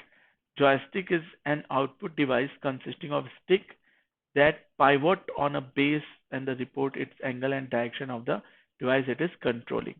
कहीं भी जा सकता है जॉयस्टिक, इसीलिए तो होता है। इसी को कंट्रोल कॉलम के नाम से जाना। अब जॉयस्टिक वीडियो गेम वाली स्टिक मत मान लेना, ठीक है? वो भी एक तरह से जॉयस्टिक ही है। जॉयस्टिक भी एक तरह से वीडियो गेम वाली ही है, बट कंप्यूटर ही यूज किया जाता है, वीडियो गेम्स में भी ज्यादातर यूज किया जाता है।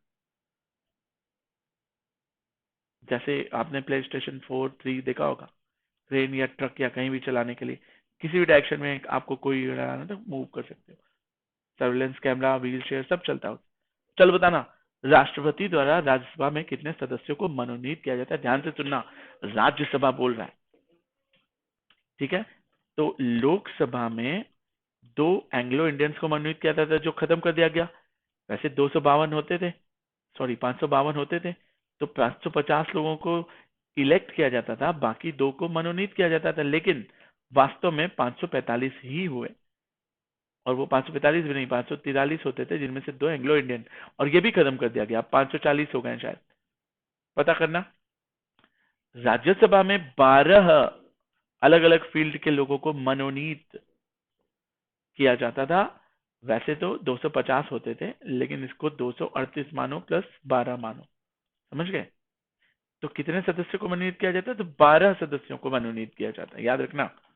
और राज्यसभा के सदस्यों की जो अगर हम बात करें, 6 साल की टर्म और होती है, हर 2-2 साल पे चेंज हो जाते हैं। जो 12 नॉमिनेटेड सदस्य होते हैं, ये आर्ट से हो सकते हैं, लिटरेचर से हो सकते हैं, साइंस से और सोशल सर्विसेज से हो सकते हैं। अगर हम पूछें कि फोर्थ शेड्यूल में क्या लिखा है, तो बताएंगे आर्टिकल 1 से लेकर 80 तक में बताया है क्या क्या क्या होगा। लोकसभा को लोअर हाउस कहते हैं, राज्यसभा को अपर हाउस कहते हैं, हाउस ऑफ कॉमन कहते हैं उसको, लोकसभा को, समझे? ये भंग हो सकती, नहीं भंग होती। और हर दूसरे साल पे 1/3 लोगों को राज्यसभा से रिटायर कर दिया जाता है। पार्लियामेंट के मेंबर को एमपी बोलते हैं, याद रखिएगा। राज्यसभा के मेंबर को भी एमपी बोलेंगे, मेंबर ऑफ इंडिया। चलिए खैर वॉट एवर। बहुत अच्छा क्वेश्चन है। एक मोबाइल ऐप लॉन्च किया है, एक प्रवासी भारतीय है, बोला है कि भैया दुनिया निम्नलिखित में से किसने दुनिया भर में भारतीय प्रवासियों से जुड़ने के लिए, वाह, ग्लोबल प्रवासी रिश्ता पोर्टल और मोबाइल ऐप लॉन्च किया है। बहुत अच्छे। तो क्वेश्चन फिर से सुन लो। Who among the following has launch the global Pravasi Rishta portal? हम यहाँ बैठे हैं, वो वहां है, हमारे बीच में रिश्ता है, रिश्ता के पोर्टल के तहत निभाओ। मोबाइल ऐप लॉन्च किया, उनका नाम क्या है? Indian diaspora across the world. Diaspora मतलब वही माइग्रेटरी लोग।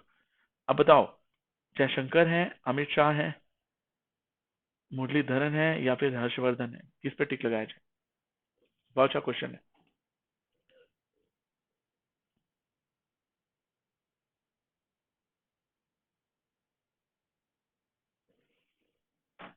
तो बिल्कुल सही आंसर है सी। सी ही आंसर है। The ministry of external affairs ये सब काम करती है। 2020 के दिसंबर खत्म होने वाला, एकदम नया साल आ ही रहा था। ग्लोबल प्रवासी रिश्ता पोर्टल चलाया है किस मंत्रालय ने? तो एक्सटर्नल अफेयर्स में। कितने करोड़ का? इतने करोड़ का। ग्लोबल प्रवासी रिश्ता ऐप जो है, ये मुरलीधरन ने शुरू किया है, the minister of state for external affairs. Is that clear? Next question. वह एक नेता जिसने उत्तर पूर्व भारत में, मतलब नॉर्दर्न ईस्टर्न सेवन सिस्टर्स वाला ब्रिटिश शासन के खिलाफ विद्रोह किया था, इधर साइड भारत के इस पोर्शन पे विद्रोह किया। दुर्गावती देवी थी? यार नहीं। मितांगिरी हजारा हो सकती है, प्रीति लता वाड्डेदार ये भी हो सकती है, रानी गाइड, अच्छा गाइडल नाइडू, यार मैं रहता तो ऑप्शन डी पर टिक लगाता, क्योंकि मुझे याद आ रहा है कि नेहरू जी ने इनको एक उपाधि दी थी, और ये इधर ही साइड असम असम या कहीं की थी।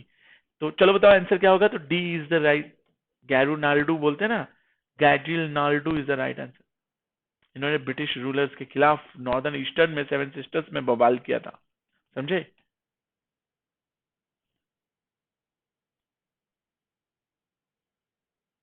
उन्होंने हिराका रीजनल मूवमेंट ज्वाइन किया था 13 साल की एज में, और उसके कजिन जो है जादोडांग, उन्होंने ये चीज शुरू की थी, उन्हीं के साथ मिलकर इन्होंने ये किया। मणिपुर से बिलोंग करते हैं, ठीक है। नागा एरिया देखा होगा, एक पिक्चर भी बनी है नागा पर।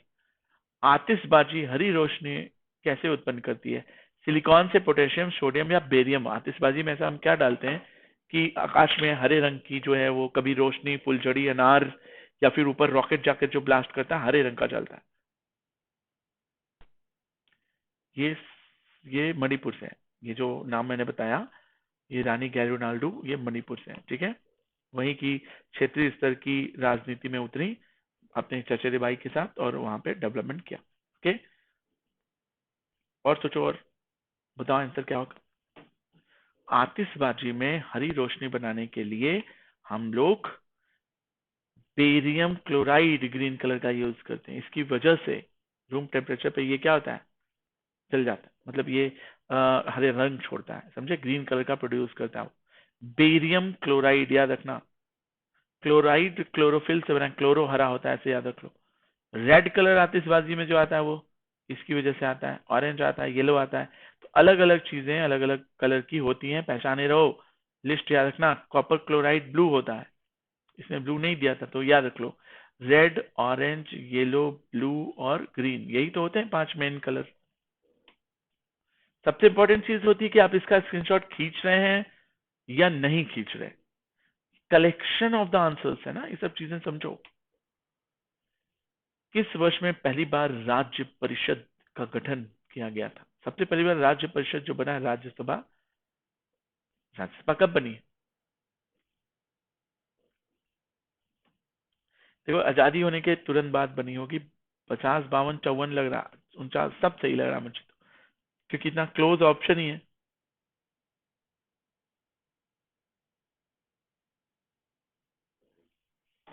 तो राइट आंसर सी, याद रखिएगा कि भैया 3 अप्रैल 1952 को राज्यसभा का निर्माण हुआ। फोर्थ शेड्यूल के तहत 12 मेंबर्स नॉमिनेट किए जाते हैं 6 साल, 6 इयर्स के लिए। लोकसभा परमानेंट नहीं है, लेकिन राज्यसभा एक परमानेंट बॉडी है, इसको डिसॉल्व नहीं किया जा सकता। हर दूसरे साल 1/3 सदस्य बदल दिए जाते हैं। बाकी चीजें अभी आई थी, वही चीजें एक्सप्रेशन है। कौन सा आर्थिक विचार व्यक्तिगत व्यक्तिवाद की बात करता है? यह विचार की लोग सार्थक तरीके से कार्य करेंगे जिसका विश्लेषण किया जा सकता है। वाह। थिंकर्स एंड थॉट्स पर एक क्वेश्चन है, which economic thought talks about the methodological individualism or the idea that people will act in meaningful ways which can be analyzed। ये बहुत उच्च स्तर के देशों में होता है, हर देश में ये नहीं होता। पाकिस्तान, तमिलनाडु, सॉरी पाकिस्तान, तालिबान, अफगानिस्तान, हमारे इंडिया के कुछ सेक्शन में ये नहीं देखा, बट एक थॉट्स एंड थिंकिंग है, आइडियोलॉजी पर काम करती है। तो मुझे बताइए किस ऑर्थर का विचार है? लाइसेस्वायर, केसेनियन सिद्धांत, मुद्रावादी या ऑस्ट्रियाई आर्थिक विचार, कौन से थॉट्स हैं?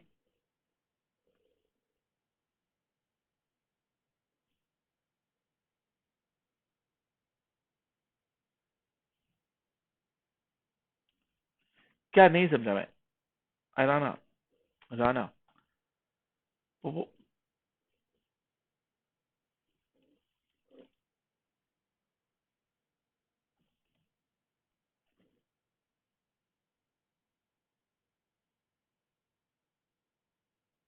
5 साल बाद क्या चीज? 5 साल बाद नहीं समझा मैं, लिटरली फिर से कमेंट करो, देखते हैं। तब तक आगे बढ़ते हैं।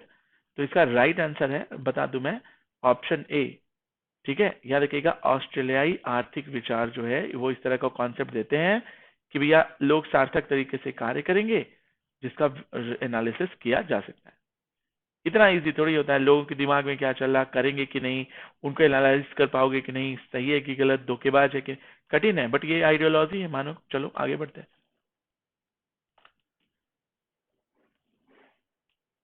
भैया। अपनी पसंदीदा वेबसाइट पर बिना विजिट किए अपडेट के लिए उसकी जांच करने का आसान तरीका क्या है? HTML है कि RSS है कि PDF है या URI? बहुत अच्छा क्वेश्चन, अभी तक का बेस्ट क्वेश्चन है। और मैं बता दूं, this question is going to be asked in the examination of latest coming exam. ठीक है, तो बताओ कि HTML से आप पसंदीदा वेबसाइट पर बिना विजिट किए अपडेट कर सकते हैं, उसकी जांच कर सकते हैं कि RSS है कि PDF है या URI है? मैं रहता तो URI या HTML पर जाता।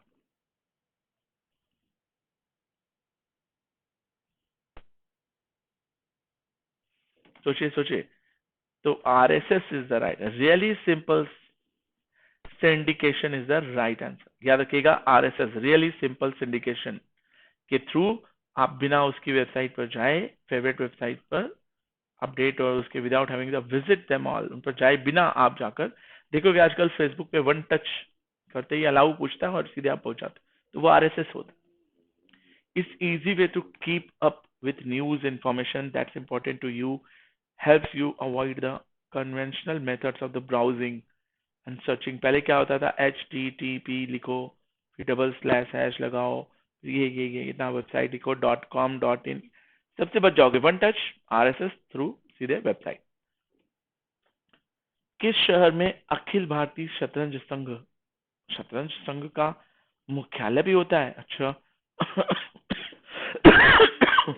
अब शतरंज के लिए बंगलुरु जाएंगे, हैदराबाद, मुंबई या चेन्नई? क्या बोली पब्लिक? 52 में हुए थे। हाँ हाँ हाँ, सही सही सही बोले, याद है। वो पीछे का कमेंट है एक्चुअली, यही ना कि देर में कमेंट आया, इस वजह से वो मिसमैच हो गया। खैर वॉट एवर, भारतीय शतरंज संघ का मुख्यालय स्थित है कहाँ पर? बंगलुरु, हैदराबाद, मुंबई या Chennai? In which of the following cities is the headquarter of all the Indian chess federation? All India chess federation is situated. All India chess federation, ASIF। तो right answer is Chennai, Jawaharlal Nehru stadium में, चेन्नई में AICF का क्या है, headquarter है। 51 में founded हुआ था AICF, याद रखिएगा, चेस से रिलेटेड है। जैसे विश्वनाथन आनंद दिया है इसमें हमें, इस फेडरेशन ने हमें क्या दिया है? विश्वनाथन आनंद, निहाल सरीन, पेंताला हरिकृष्णा, रमेश बाबू एंड विदित संतोष Gujarati. Many other grandmasters has been produced in here। ठीक है, और वुमेन चेस में भी ये काफी हाथ लगाया इसने। करंट हेडक्वार्टर इसका चेन्नई में, याद रखिएगा, बहुत अच्छा क्वेश्चन था। मयूर द्वीप किस नदी पर है? मोर जैसा शेप है, मोर जैसे पक्षी पाए जाते हैं वहां पर, तो किस पे टिक लगाओगे?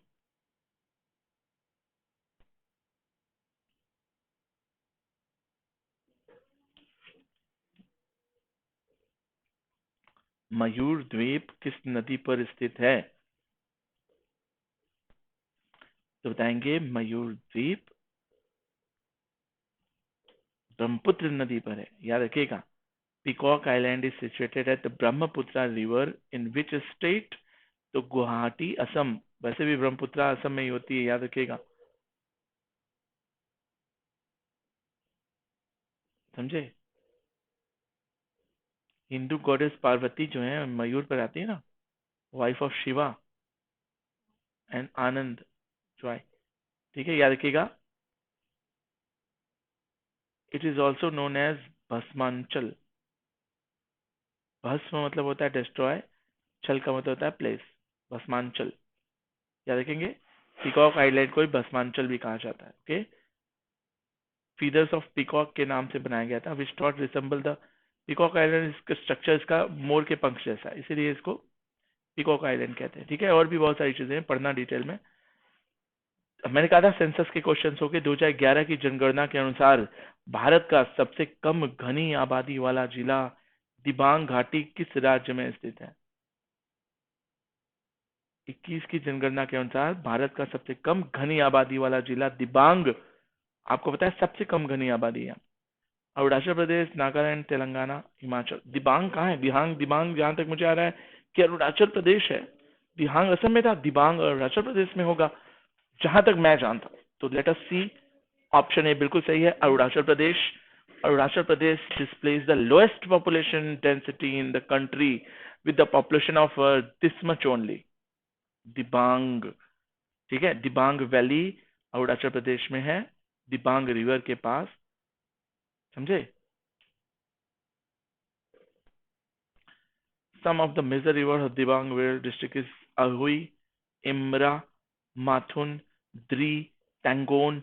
ये सारे वहीं की लैंग्वेज के बेस पर, जातियों के बेस पर है। भारतीय मूल के वेवेल राम कलावन को निम्नलिखित में से किस देश का राष्ट्रपति बनाया गया? अच्छा, हमारे देश के लोग हमारे देश में राष्ट्रपति ना बन के कहीं और देश के राष्ट्रपति बन गए, वाह। तो who is an Indian origin has been elected as the president of which of the following countries? Wavel Ramkalawan Seychelles के हैं, बहरीन, क्यूबा या म्यांमार के बनाए गए हैं? बहुत अच्छा क्वेश्चन है, बड़ी अचीवमेंट है, याद रखना। अभी तक हम बड़े लोग, भारतीय लोग सीईओ बनते थे, अब सीधे सीधे हम लोग अभी जज बने थे, प्रेसिडेंट तो अभी मैं पहली बार सुन रहा हूँ। सोचो और बताओ। तो राइट आंसर इज सेशल्स, याद रखिएगा। वेवेल सेशल एक जैसा लग रहा है। इंडियन ओरिजिन के राम कलावन सेशल्स के जो है वो बनाए गए। अगर हम बात करें तो president for the first time since 1977, तब से लेकर अभी तक में सेशल्स में कोई नहीं बना था। उन्होंने डैनी फेयोर को हराया।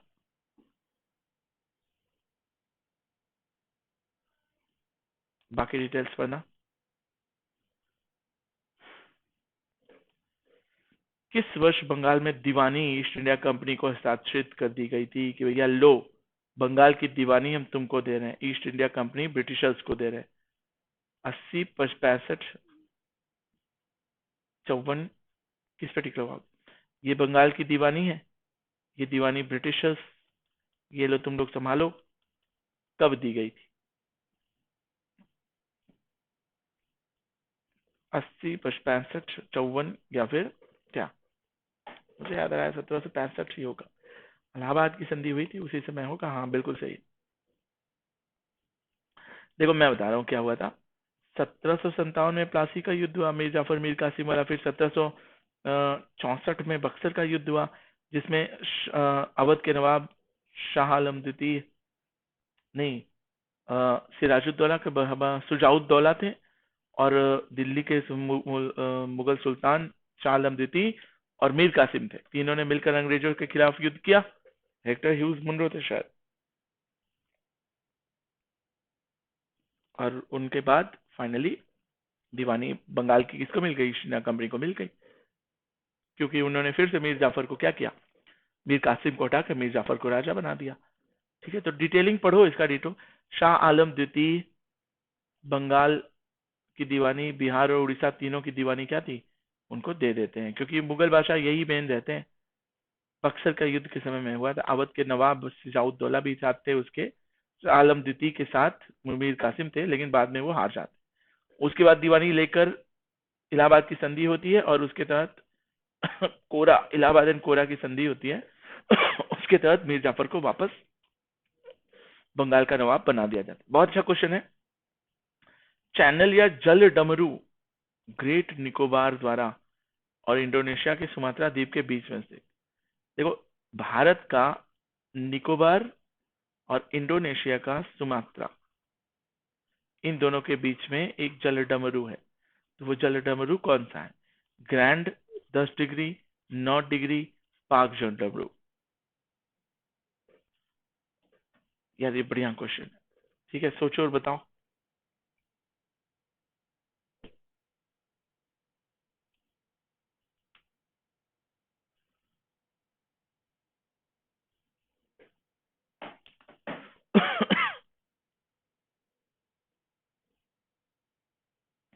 तो राइट आंसर है कि जो grand channel is located in great Nicobar.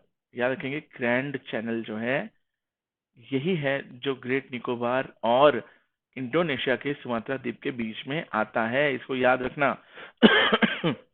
Grand प्रणाली, 8 degree channel, 9 degree channel, 10 degree channel, great channel, coco channel, यही सब याद रखना।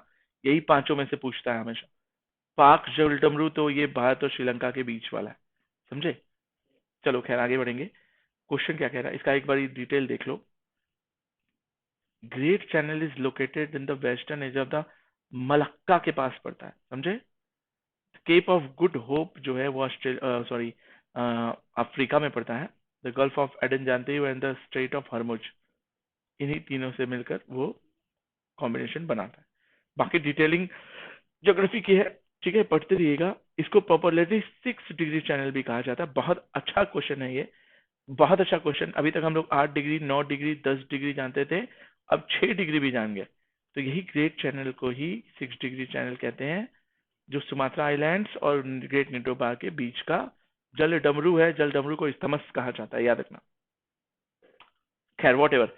55वां ज्ञानपीठ पुरस्कार अमिताभ घोष को मिला, रघुवीर चौधरी को मिला, चंद्रशेखर काबरा को मिले, या अक्कीथम अच्युतन नंबूदरी पाद किसको मिला?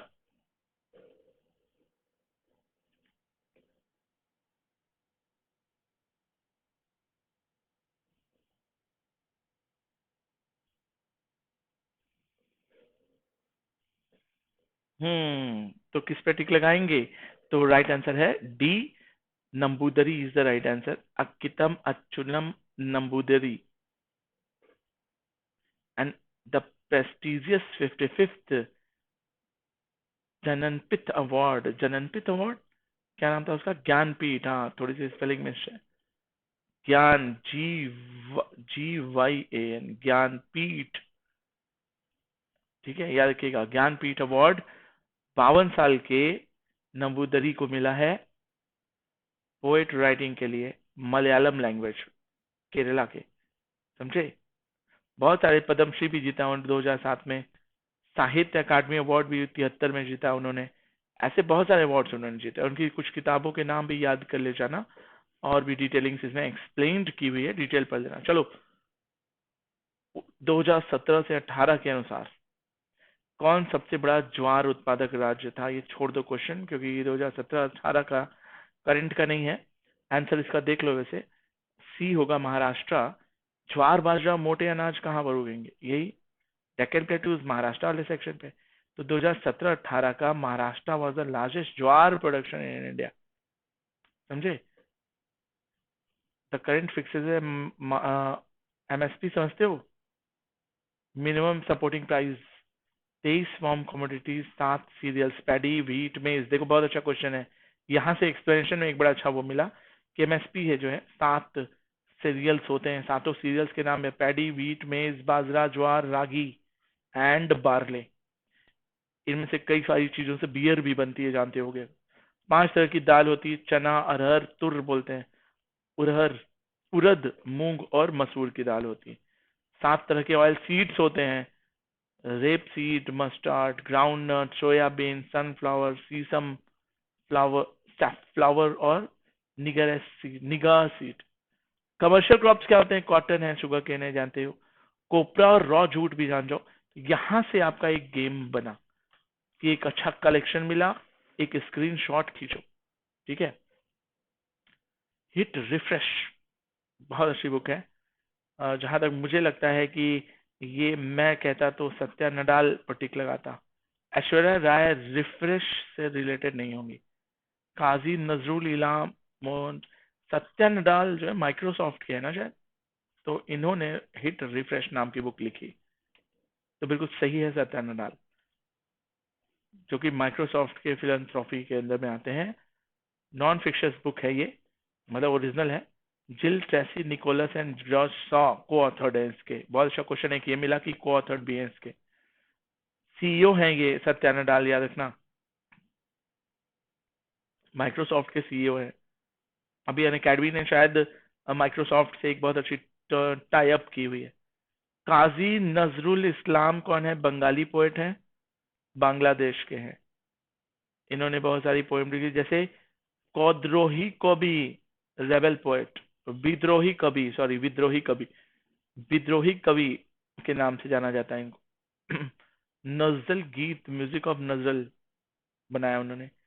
जगमोहन भानवेर जो है, कर्स of Brahma, think your way two million, gate happy now, ये सारी किताबें उन्होंने लिखी। तो एक आइडिया लगा। सबसे इंपॉर्टेंट चीज पता चली कि इसके को फाउंडर, और दूसरी इंपॉर्टेंट चीज पता चली कि भैया ये दो पोएम के पोएट्स के बारे में। और हाँ, विद्रोही कवि किसको कहते हैं बांग्लादेश का? तो नजरुल इस्लाम को कहते हैं। अनुच्छेद में संपत्ति के अधिकार का उल्लेख है, उसको 32 से हटाकर आर्टिकल नंबर 32 ही था ना शायद, 32 से हटाकर कहाँ डाल दिया गया? तो जहां तक मुझे याद है 300A में डाले ना। संपत्ति का अधिकार, लैंड एक्विजिशन को लेकर और इन सब चीजों को लेकर जो है था। 7 अधिकार थे फंडामेंटल राइट्स, अब हटाकर उसको किसमें रख दिया गया? कौन सा अधिकार था, याद रखना, कोशिश करो बताओ।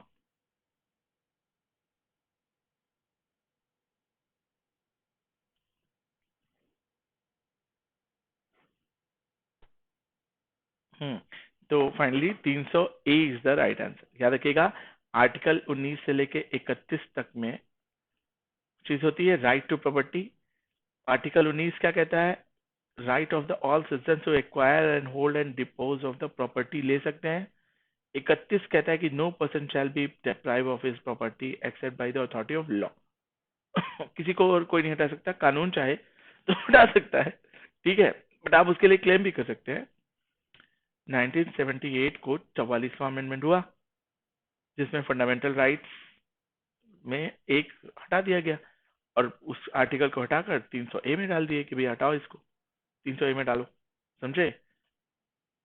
ये वाला राइट पढ़ लेना इसको, ठीक है। बाकी डिटेलिंग जानते ही हो। हिमालय का सबसे बाहरी पर्वत कौन सा है? देखो 50 क्वेश्चंस होने वाले हैं। हिमालय का सबसे बाहरी पर्वत कौन सा है? तो बताएंगे। देखो, trans Himalaya, greater Himalaya, middle Himalaya, Shivalik. यार अब बाहरी शिवालिक को माना है कि ट्रांस को माना है? तो जहां तक मुझे लगता है ग्रेटर मिडिल अभी तक बचपन से पढ़ते आए, तो यही वाला बाहर होगा, मतलब ट्रांस हिमालय। तो राइट आंसर ट्रांस होना चाहिए था, गलत हो गया। ट्रांस हिमालय, हिमालय का देखो ऐसे थोड़ा सा समझो इसको।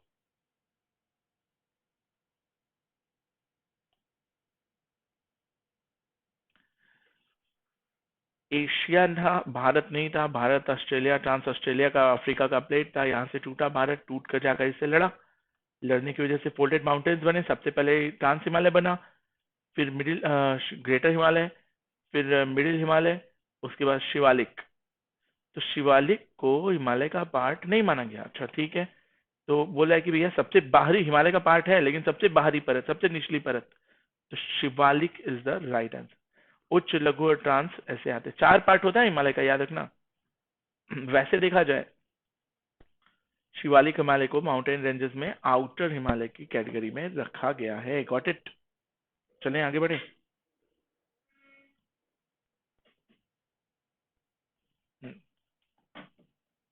इंडस रिवर से इतने किलोमीटर दूर है। बाकी डिटेलिंग देखना। निम्नलिखित में से किस राज्य ने खेलों को उद्योग का दर्जा दिया है?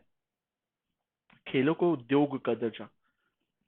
कि भैया ये इंडस्ट्री है, स्पोर्ट्स इंडस्ट्री है, फिल्म इंडस्ट्री है।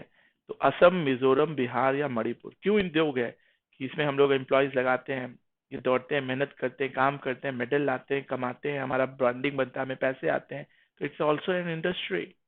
सबको रोजगार मिलता है, सबको बेनिफिट्स होते हैं, आइकॉन बनता है, कंपनी का ब्रांड बनता है, ऐसे इसलिए इसका नाम। किस राज्य ने कहा? मैं जा रहा हूँ तो शायद बिहार। आप लोग टिक लगाइए। तो गलत हो गया answer, Mizoram is the right answer.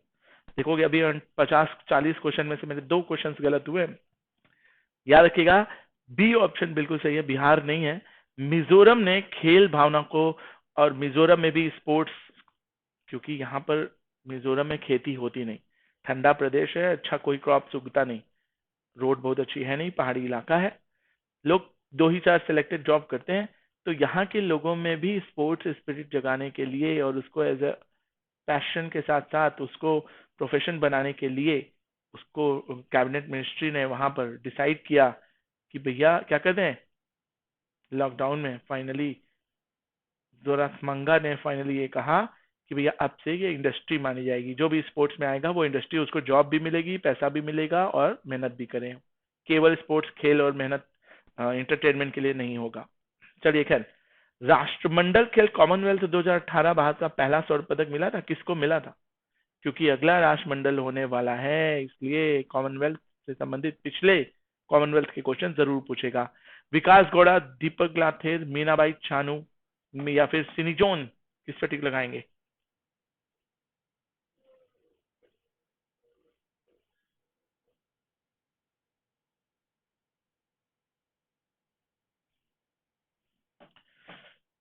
तो राइट आंसर है मीनाबाई चानू। मीराबाई चानू वेट लिफ्टर है। एक नंबर का क्वेश्चन यहां से प्रिपेयर हुआ, इन्हीं को गोल्ड मेडल मिला पिछले कॉमनवेल्थ गेम में। कितने 2018 में कितने किलो का वेट उठाई थी? तो 48 किलो वाला वुमेन्स गेम था। ठीक है, वैसे देखा जाए तो total medal for the Indian by lifting और total of weight 196 86 in snatch. अब इनका वो टर्मिनोलॉजीज है, कैसे उठाते क्या उठाते वो देख लो। CWG का मतलब होता है कॉमनवेल्थ गेम। 3 अटेम्प्ट में 80 84 और 86 के अधिक में वो फ्लो में गए थे। ठीक है, आगे बढ़े। बात करेंगे तो major Dhyanchand Khel Ratna award by government of India 2018 में इनको मिला, समझे। पद्मश्री मिला, और क्या मिला बाकी? ब्रॉन्ज किसको मिला था? ब्रैडॉक करके थे, उनको कॉमनवेल्थ में ब्रॉन्ज मिला। सिल्वर किसको मिला ये भी बता देते हैं यार, तो थोड़ा आसान हो जाता है। गोल्ड वाला तो समझ आ गया, ब्रॉन्ज भी समझ आ गया, सिल्वर किसको मिला? चलो ढूंढना।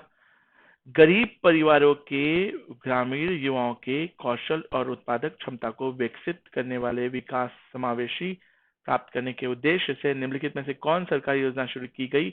मैं रहता तो उसको इंग्लिश में पढ़ता, देखिए जरा इंग्लिश में क्या कह रहा है। Which of the following government schemes was launched, किससे related? In achieving inclusive growth by developing the skills and productive capacity, skills और productive capacity of a rural youth, गांव के युवाओं में जो कि पुअर फैमिली से बिलोंग करते हैं, उनके अंदर भी एक स्किल्स, उनके अंदर भी इंक्लूसिव ग्रोथ, प्रोडक्टिव कैपेसिटी, कुछ तो वो ऐसा करें कि केवल खेत में काम न करें, मजदूरी वाला काम न करें। तो इससे संबंधित एक स्कीम निकली थी, गांव के युवाओं जो गरीब परिवार से बिलोंग करते हैं वो भी पढ़ लिख कर या कुछ करें ऐसा। तो दीनदयाल ग्राम ज्योति योजना, दीनदयाल ग्रामीण कौशल्या योजना, या दीनदयाल उपाध्याय श्रमेव जयते योजना, या फिर mission Indradhanush. What should be the right answer? What should be the right answer?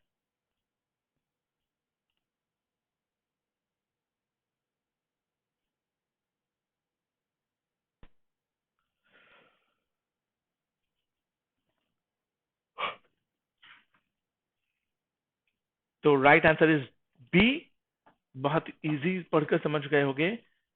वैसे भी पढ़कर ही समझ आया था कि भैया ग्रामीण कौशल योजना दीनदयाल उपाध्याय के नाम पर है, बस इतना याद रखना, कभी कभी ये पूछेगा। तो दीनदयाल उपाध्याय से संबंधित है, the ministry of rural development के अंडर आता है दीनदयाल उपाध्याय, जिसमें मुगल सराय का नाम भी बना, उसने दीनदयाल उपाध्याय कर दिया, DDU बोलते हैं। ग्रामीण कौशल योजना पढ़कर ही समझ आ रहा, यही होगा। 25 सितंबर 2014 को अंत्योदय दिवस के रूप में मनाया जाता है, समझे।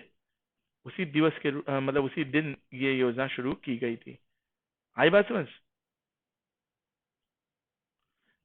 कितने साल से कितने साल के बच्चे एक क्वेश्चन पूछ सकता है? तो 15 से 35 साल को युवा माना जाता है, 35 साल के बाद अधेड़ हो जाते हैं मेरे जैसे।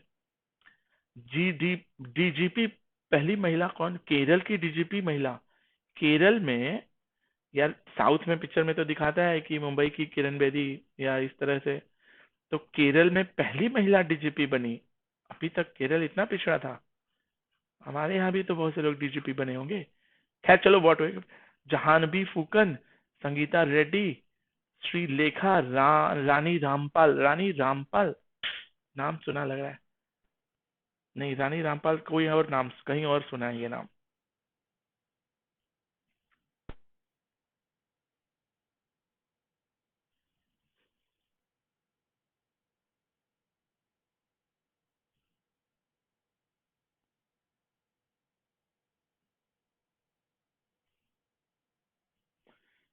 तो let us see, option C is the right answer. DGP जो बनी है वो 1987 की बैच की श्रीलेखा है। ठीक है, याद रखिएगा। डीजीपी मतलब directors general of police, Shankar Reddy. The cabinet elevated additional DGP Shankar Reddy and Srilekha to the post of director general of police. Promote कर दिया गया इनको। ठीक है, ये लेडी में थे, यही केवल एक पहली है केरल की। ओके, आप लोग उतना दूर नहीं जाते हैं। कुंद्रेमुख लौह अयस्क खदान कहाँ पर है? कुंद्रेमुख, उड़ीसा, कर्नाटक, बिहार, आंध्र प्रदेश। उड़ीसा लग रहा नाम, कुंद्रेमुख कुंद्रेमुख टाइप का।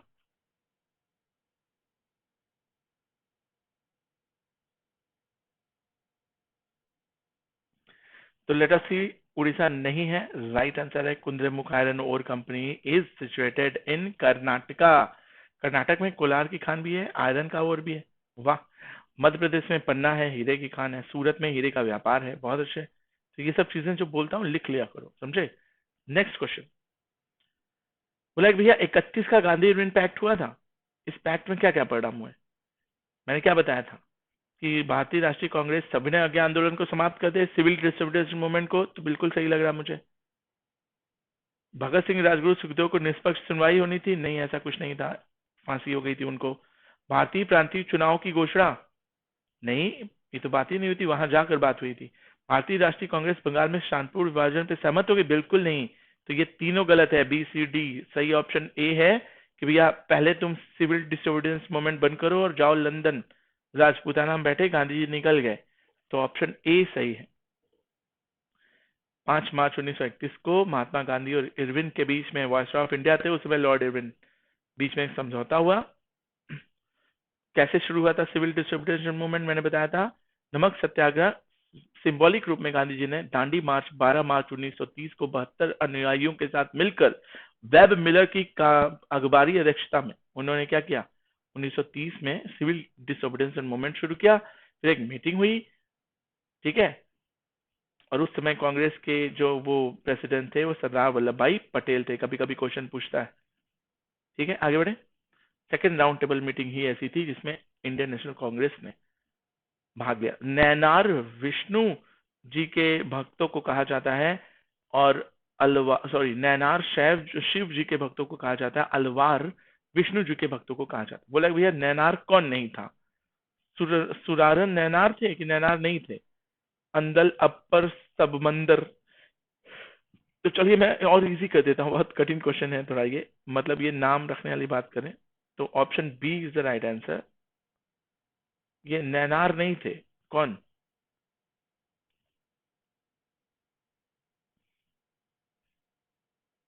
कौन नैनार नहीं थे? तो अंदल जो थे ये अलवार थे, मतलब ये नैनार नहीं थे, मतलब ये क्या थे, अलवार थे। अलवर थे मतलब विष्णु के उपासक, बाकी ये तीनों शैव के उपासक। लेकिन ये क्या थे, विष्णु के उपासक, ये तीनों शैव के उपासक। पढ़ लेना। नैनार वो होते हैं जो शिव के उपासक होते हैं, अलवार वो होते हैं जो विष्णु के उपासक होते हैं या कृष्ण के उपासक। सब the name of the Nayanar were first compiled by Sundarar. Sundarar ने सबसे पहले नैनार कॉन्सेप्ट उठाया था। ग्रेट फोर टीचर्स हैं, अपर, सुंदरर, मणिवेचरर और समदर। ये चारों एक लेवल के हैं, एक भक्ति के उपासक हैं, और ये नैनार होते थे, शैव उपासक होते थे। लेकिन इनमें से जो एक नाम आया अंदर, ठीक है, ये क्या है, ये विष्णु के उपासक, ये शैव के उपासक, ये तीनों जैसे नहीं थे। Got it. तीन और क्वेश्चन बचे।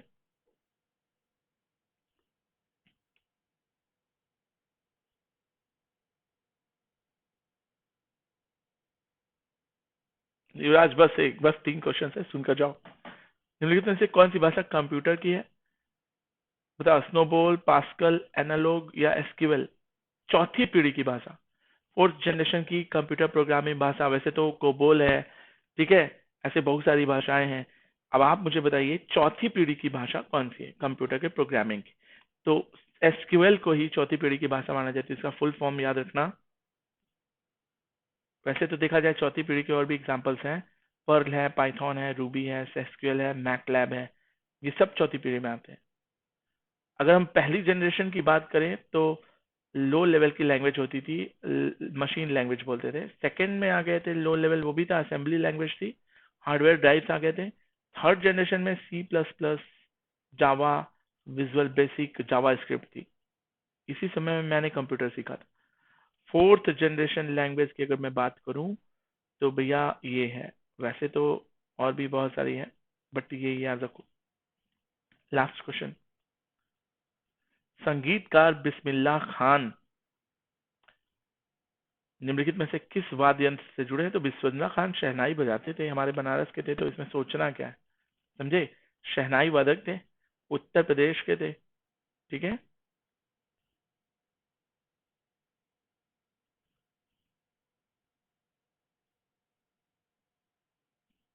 अपने अंकल, मैटरनल अंकल अली बख्श को सिखाने गए थे, रियातुल खान को, समझे? काशीनाथ टेम्पल में उन्होंने कई बार परफॉर्मेंस किए हुए हैं। इलाहाबाद संगीत सम्मेलन में भी गए। 16 वर्ष की उम्र में उनको क्या मिल गया? अरेंज मैरिज हो गई, एंड फाइनली 2006 में वो कार्डियक अरेस्ट से मर गए थे। आज भी इनकी मिसाल दी जाती है। इनके बच्चे, पैसा तो नहीं कमाया इन्होंने, लेकिन जो जो कमा लिया पूछे मत।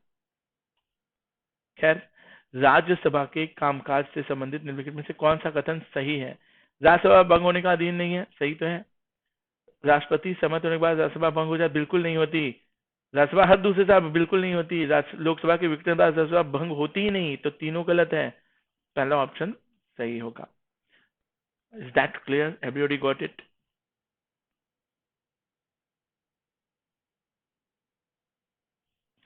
तो याद रखिएगा, राज्यसभा कभी भंग नहीं होती। वैसे मैंने बताया था इसके 250 मेंबर्स होते हैं, 238 प्लस 12 नॉमिनेटेड होते हैं, बाकी 238 इलेक्टेड होते हैं, ठीक है। First women nominated member of Rajya Sabha कौन थी? रुक्मिणी देवी। बहुत अच्छा, एक क्वेश्चन लास्ट में मिल गया हमें, ठीक है। तो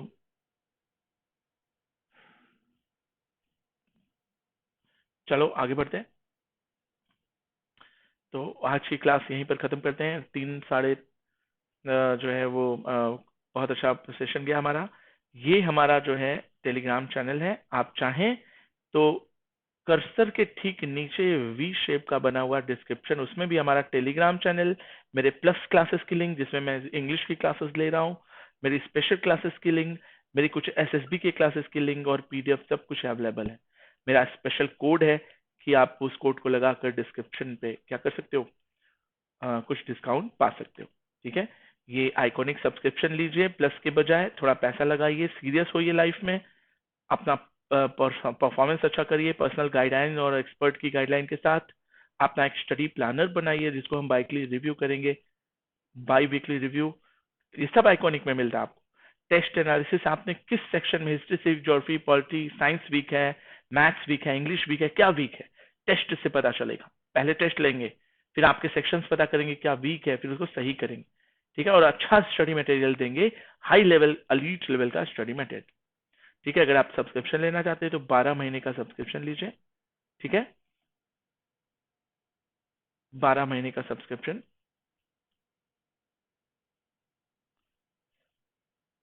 आपको मिलेगा 9,680 का। लेकिन अगर आप कोड लगाओगे KSS10, 10 का मतलब होता है 10% ऑटोमेटिक डिस्काउंट। यहाँ कोड में लिखिए, बहुत से बच्चे बिना कोड में लिखे प्रोसीड कर जाते हैं तो उनको लॉस हो जाता है। KSS10 लिखो, चाहे नीट ले रहे हो, जेई ले रहे हो, समझे, या आईएएस ले रहे हो, पीसीएस ले रहे हो, एसएससी बैंक ले रहे हो, कि 12 का जो है एडमिशन ले रहे हो, डिफेंस में ले रहे हो, तो ये कोड लगाओ। जैसे कि ये 9,680 दिखेगा, कोड लगाकर अप्लाई करोगे तो ये 8,712 का हो जाएगा। ऐसे ही 24 महीने वाला 14,000 का जो दिखता है, 12,872 का हो जाता है। Is that clear? तो कोड लगाइए, कोड का फोटो रख लीजिए, किसी को भी जरूरत पड़े बताइए। आज की क्लास के लिए थैंक यू। चैनल को लाइक एंड सब्सक्राइब करिए, पीडीएफ डाउनलोड कीजिए, बेल आइकॉन दबाइए। और हाँ, अगर पसंद है तो लाइक करिए। बेल आइकॉन इसलिए दबाइए कि मेरी कल की क्लासेस सुबह 10 बजे से शुरू हो जाएंगी, आपको उस क्लासेस को अटेंड करना है, ठीक है। अभी सो लो, अगली क्लास में मिलते हैं।